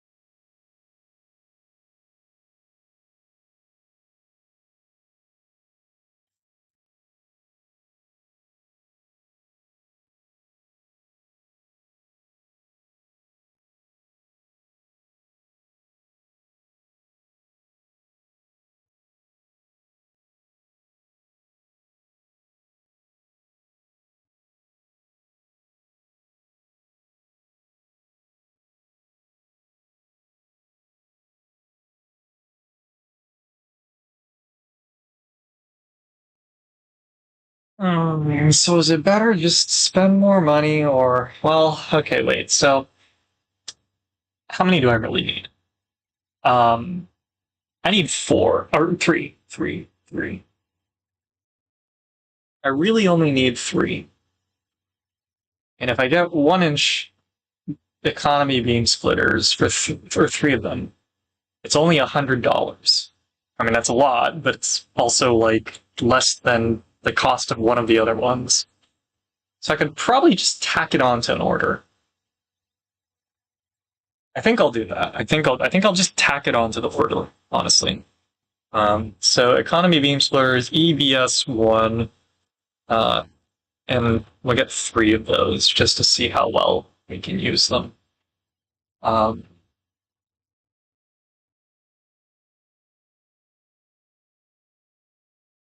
I'm sorry, there's some mounting related stuff, right? Because these beam floaters are just one millimeter thick, significant stress results if they are placed into optics mounts that use set screws. Use our optic spacers to provide a wide, rigid surface against which the set screw can be tightened without. Alright, so you need set screws, or spacers, or what? Wait, what am I looking for? Spacers? Set screws? Optic spacers, okay. Um,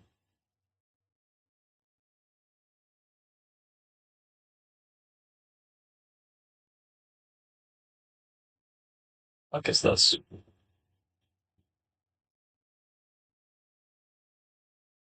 How does this work? Does it go around the optic? So this optic is actually like sub 1 inch. Is that the idea? Spec sheet. Here we go. It's performance spec sheet. I meant, oh, well, here, AutoCAD uh, diagram. Here we go. No, it's exactly 1 inch. So how does this spacer work?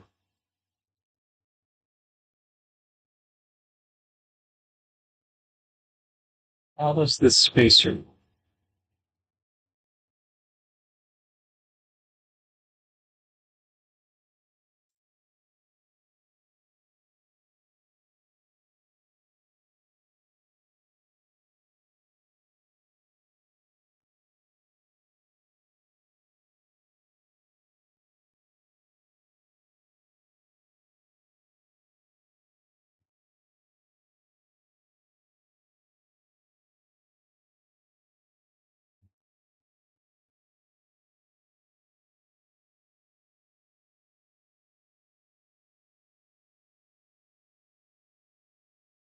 Oh, here we go. They want us to buy these. Okay. So versions that are 2 millimeter or longer are ideal for securing thin round optics into optic mounts that use set screws. They provide a rigid wide surface. Yeah, of course. Um, okay. No, I think I understand. I think the idea is you have the mount that uses set screw, and then you drop the optic like this beam splitter inside. But then if you do that, then the set screw won't hit the beam splitter at the right spot, or it'll like push on it too hard. So you put the spacer in, and essentially you're locking the spacer relative to the mount in place, and you're just sandwiching the the actual optical element between the spacer and the mount. And then the mount set screw holds spacer in place. Yeah, okay. Okay. These are awfully expensive. Um, it still comes out to about $100 though, so sure. Yeah, let's do that then. So let's try, let's see, they say greater than 2 millimeter, or the version that 2 millimeter or longer. So let's do SM1S2M times 3. So that's enough to mount all those. Okay. I think we have enough optics in regards to like actually mounting the damn thing. Um, so economy beam splitters.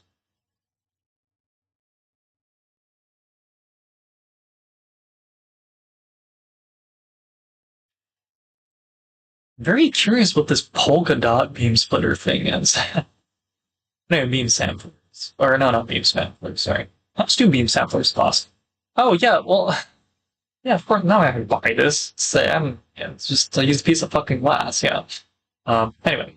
Um right, so we wanted to compare plate beam splitters against cube beam splitters. Um so cube beam splitter, non-polarizing, and we want to try. Oh, they don't offer it in broadband. Okay. So non-polarizing visible wavelength beam splitter with a 50-50 splitting ratio costs $170. Basically $200. I could get the tiny ones though. That's awfully tiny.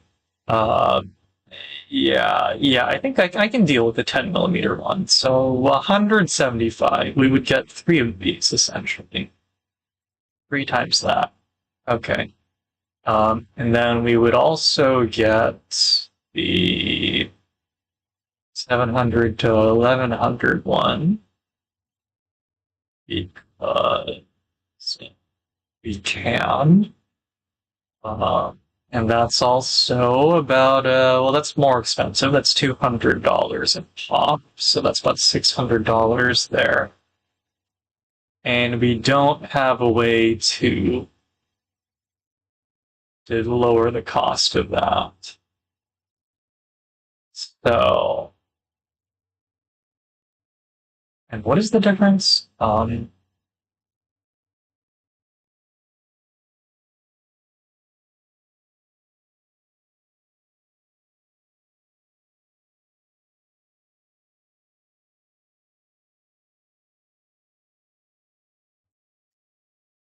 Right.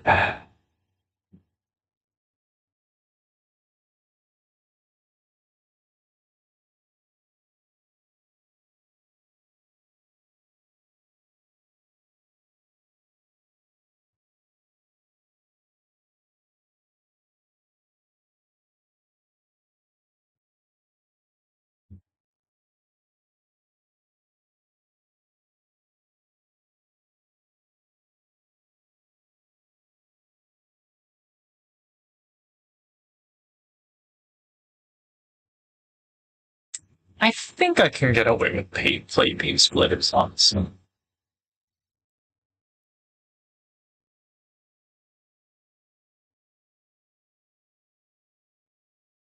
One, because I don't want to spend that much money, but also two, because I'm looking at the guidance on these cube versus plate beam splitters, and I'm like, I'm not working on anything that sensitive.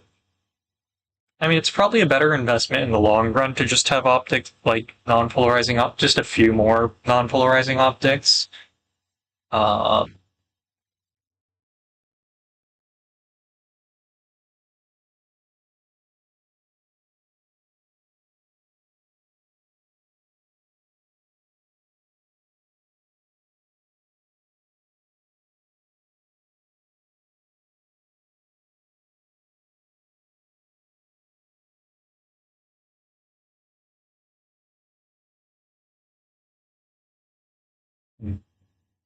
I don't know.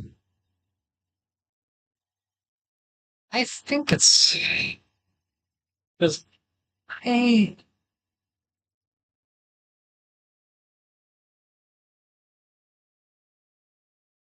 right. Well, let me tally it up. Let me see how much money I actually save.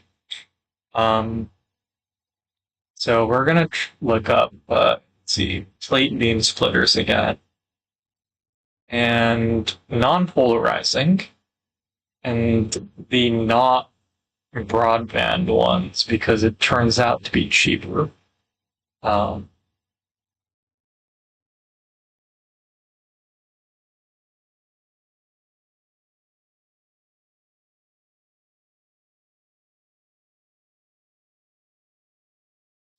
well, or wait, is this cheaper because it's how expensive are these? So I think it's 90, right? It's like 50-50 plate beam splitter um, is half inch for 90. I think half inch is big enough for what I need. Um, that's 90, 90 each, so 180. And then, wow, that is interesting behavior.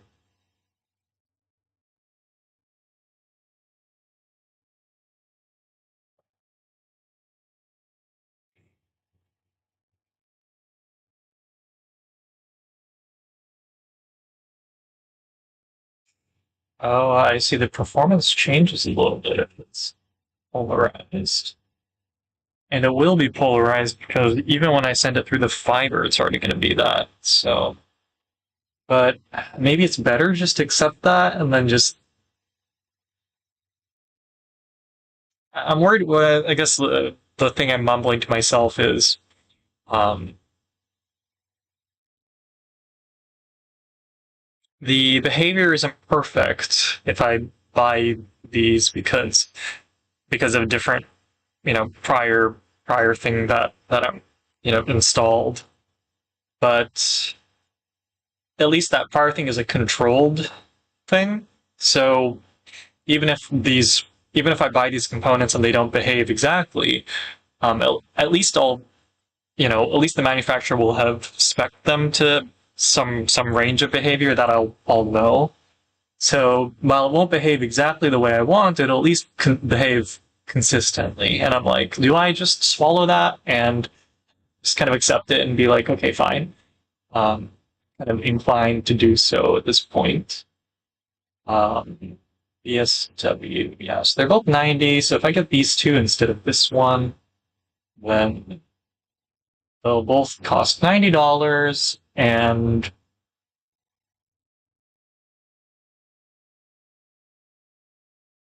if I say, yeah, maybe I can turn the thing so it's like exactly half P polarization and S polarization. Seems like a really stupid way of doing it, but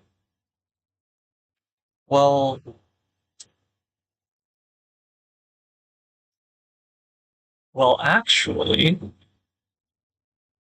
maybe that is what I do. Maybe I just literally rotate the damn thing, and because I do have rotation mounts here, I think. Okay. Yeah, I do. We have a fuck ton of rotation mounts, half inch. In fact, I should get half inch because we have like I can literally count at least a dozen right here. Yeah, so okay. And I can mount them all and we'd still have a bunch left. Okay.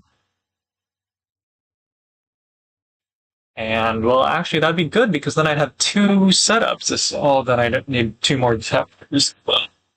Let's. Yeah, maybe I should just do that. Um.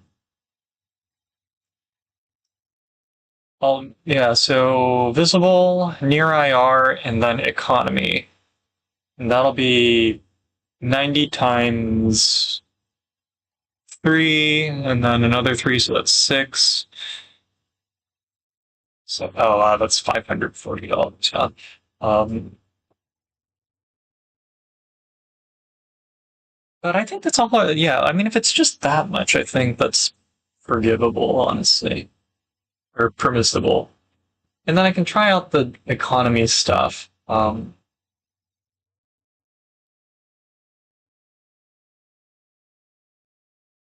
Oh, but then I should buy some more. Well, no, we have a fuck ton of kinematic mounts. So, and do we have lens, like, they call it, like lens flipper screw hitches? Oh, we got plenty of those. Okay. Yeah, maybe I should just. Oh, that just worked.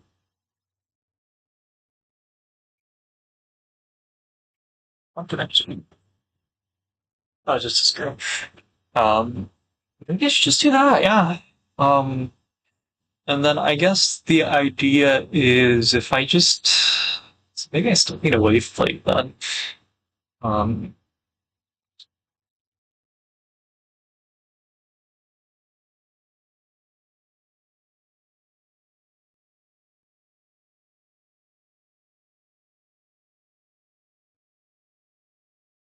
maybe I well no, that's stupid. Um, yeah. So I guess the cubes are nice because you somewhat enforce uh, the what do you call it angle of incidence. But again, I'm not that sensitive to that. Yeah, I guess compared to the cube beam splitters, it's like the price of two. So I'm not really wasting any extra money by doing. In fact, I'm somewhat saving money. But well, I mean, they'd probably say just go ahead and waste the money. So it's not really a variable. They just that reason.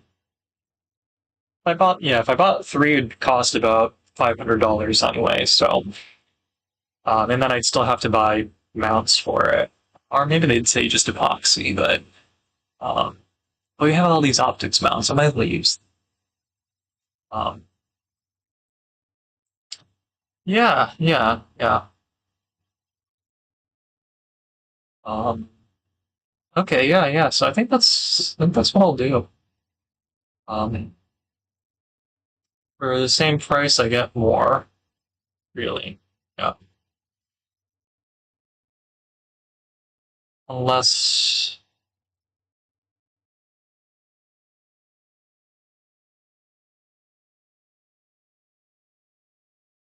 just buy them. I mean, I honestly, the other day I got pestered just because I was, I was working on some electronics and, people kept complaining about the soldering iron and I was like, fine, I'll just buy one. So, so I got a recommendation from a different member in our group and I just bought it. And that was already like $500 and no one batted an eye. In fact, I had like three people come up to me and be like, thank you for buying it. And I was like, it's not my money though. But anyway, so if no one batted an eye from that expense for the electronics stream, I don't think anyone will care if I spend 500. 500 is a lot, but it's optics we need. So, and also it's not the actual big expense that I want to make, so I don't think anyone will really care. Um, yeah, yeah, what I really want is a nice low noise preamp, but that's currently a little bit too much, which is understandable. Anyway, okay, so we'll buy plate beam splitters. Why? Because, well, we'll buy half-inch plate beam splitters, specifically because we have a fuck ton of optics that can hold half-inch stuff. Um, but none of the far fewer of the other crowd. And I guess one last thing to check is, do I need to have the spacers for these guys? Some of them look awfully thin. Okay, so UV fused silica broadband plate beam splitters, 400, 700 at 45-degree incidence. And we want a 50-50 at, oh, battery saving. Battery saving. Plug in. So I'm almost done. Oh, it's already past midnight. Holy shit. Well, whatever. I'll just stay over. Well, actually, I just want to order this today so that we'll order. It won't go out till next week, but I won't have to worry about it.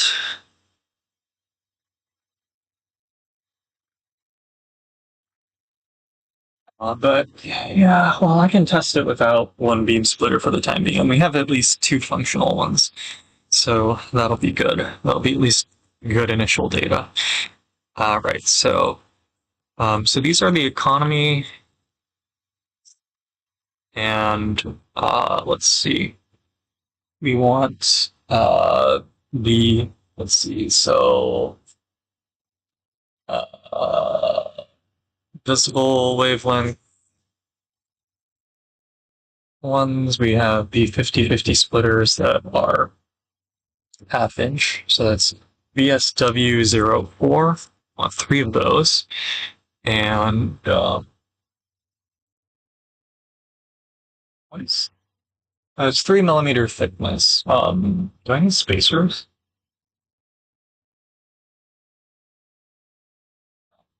Okay. 3 millimeters. So that actually that thick. Well, let me actually check. How would that mount? Oh, this has the ring on it. Okay, that's fine. Okay. I think that's fine. It's because the economy ones, I think, are like a millimeter or something, and that's why there's such a problem. Let me write down these part numbers first. So, okay, we want not the 6 to 1600, but we want the 7 to 1100 one, which at 50-50, or for the 50-50 half-inch model, is the BSW05. BSW05. BSW05. 3 of those. That turns out to be cheaper than just getting a broadband one, just kind of funny. 3 millimeter thickness as well.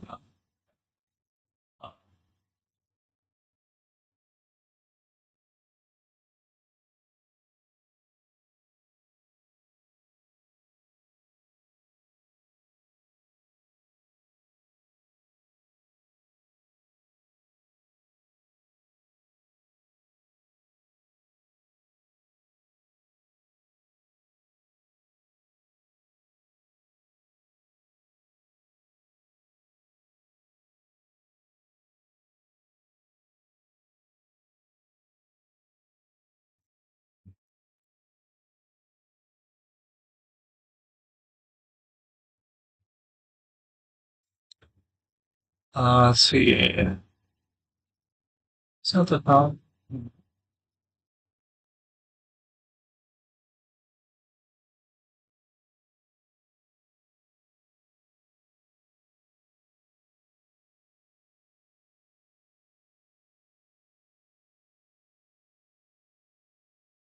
Oh well, actually, wait. I have one mirror that goes between the beam splitter and the final optic, so back reflections really shouldn't be a concern. So then, yeah, plate beam splitters should be fine. Yeah, because they say that Fresnel reflections from an inputted back surface can be an issue, but yeah. Oh, but the economy ones aren't rated beyond 450 to 650, so.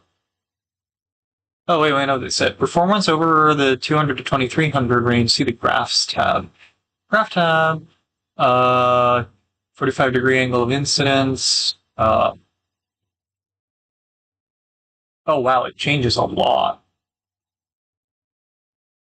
Okay, so at like, well, it's not too bad. So around 800 nanometers. It's still like 40, 60 almost. And then after that, it goes to absolute shit. Okay. Yeah, no, I think I can use these common ones. Yeah. Okay, okay. Yeah, so those are half-inch sticks, and then this EBS one, I think, is one inch optic, right? Yeah, they only sell them in 1 inch or 2 inch. And I think that's, and then they said to use optic spacers as well, which I didn't order or have on the list there. Okay. Um, and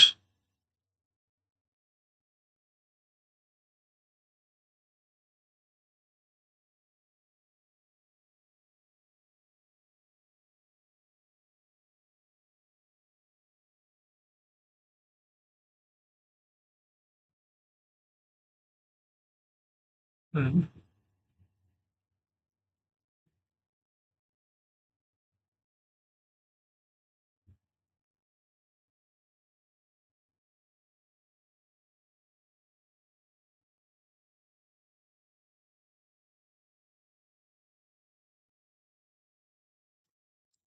um, so I was gonna say something about ordering. I gotta order them anyway, and what is the price difference? That's like double the cost, honestly. On one hand, it's only double the cost. On the other hand, it's oh, that's that much. So,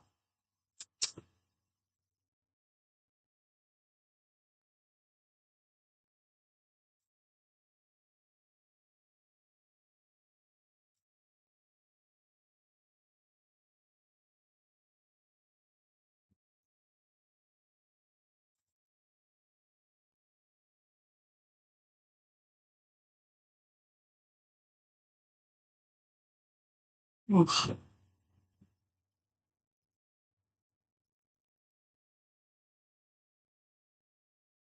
But, all right. Is there anything else I need from Vor Labs? PNC connectors were fine. Half wave plates we usually get from Union. Well, I guess we don't usually get them from Union Optics, but so it's cost. Vor Labs wave plates. Uh, mounted zero order half wave plates. Uh, they're like $500 each. Wow. No wonder we get them from Union Optics. Wow. Be fun. I don't think we have that much money. I don't think we have enough money to do that. Um,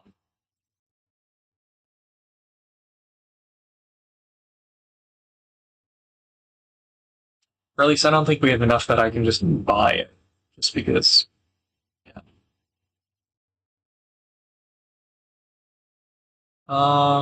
What else? Some one RC was that good one. Some one RC.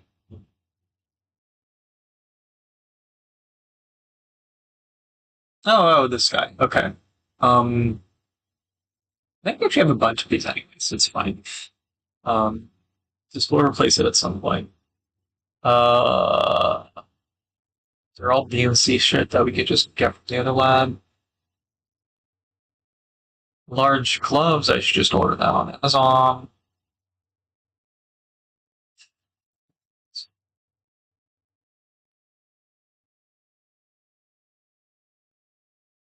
Oh, the photodiodes. Yeah, yeah. I just need a bunch more.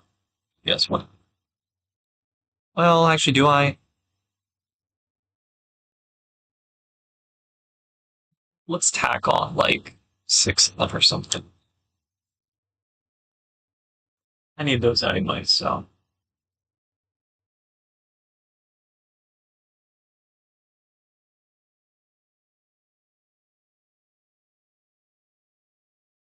C340 TMDA, that's a sphere thing.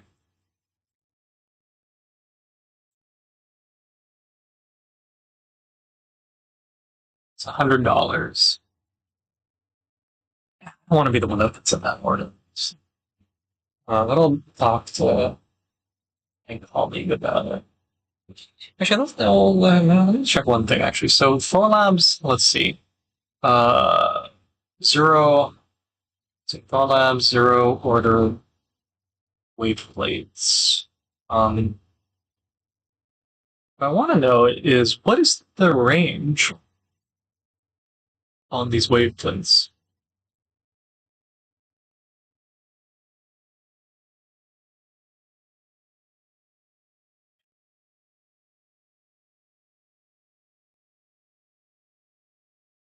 Let's see. So the wave plates are spaced about maybe 50, sometimes like 30 nanometers apart. So there's a 514 and 532. Let's see, so like 532.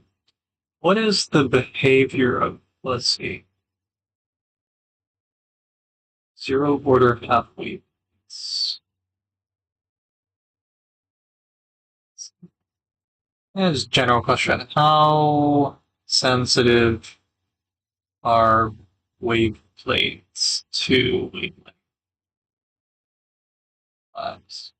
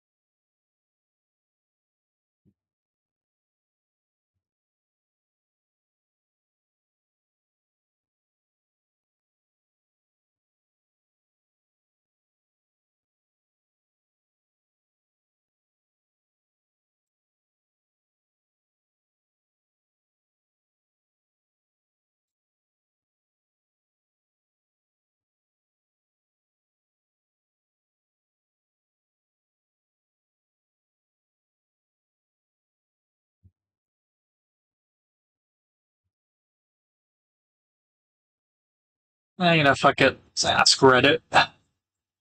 How sensitive is plates to wavelengths?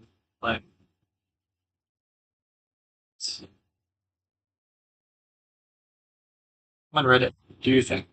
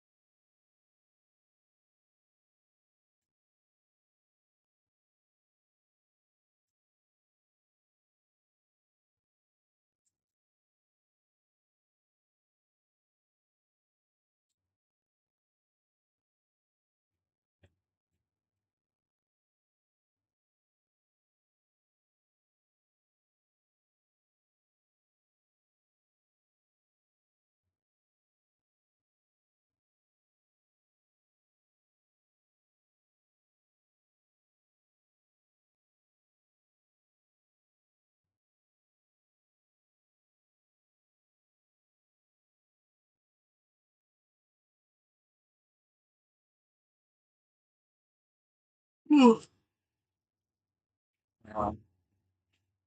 I mean, it kind of makes sense they wouldn't expect this necessarily, but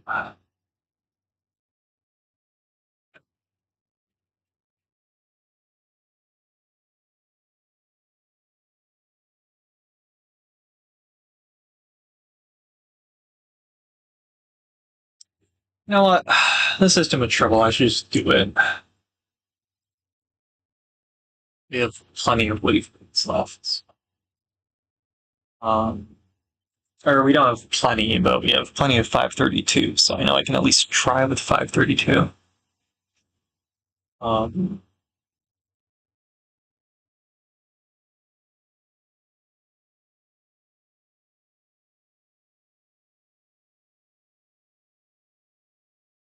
yeah.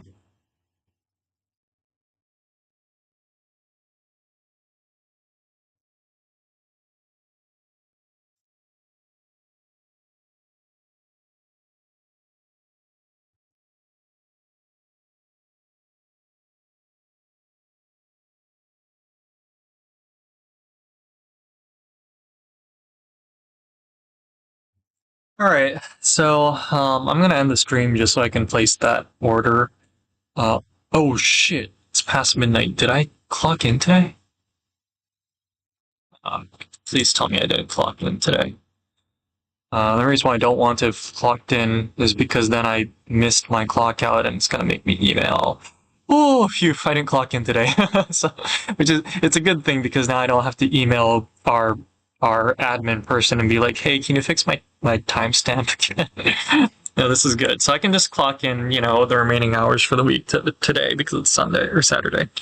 Yeah, okay, Modesty, thanks for popping by. Skullmeat was also here, but I assume he's asleep by now. He should be, considering he's had a lot going on this week. But yeah. Everyone, thanks for popping by. Take care, stay safe, have a good evening. I'll probably stream tomorrow again, just because I got more work to do. So, see you guys, whenever. Yeah. お疲れ。おやすみ。終わり。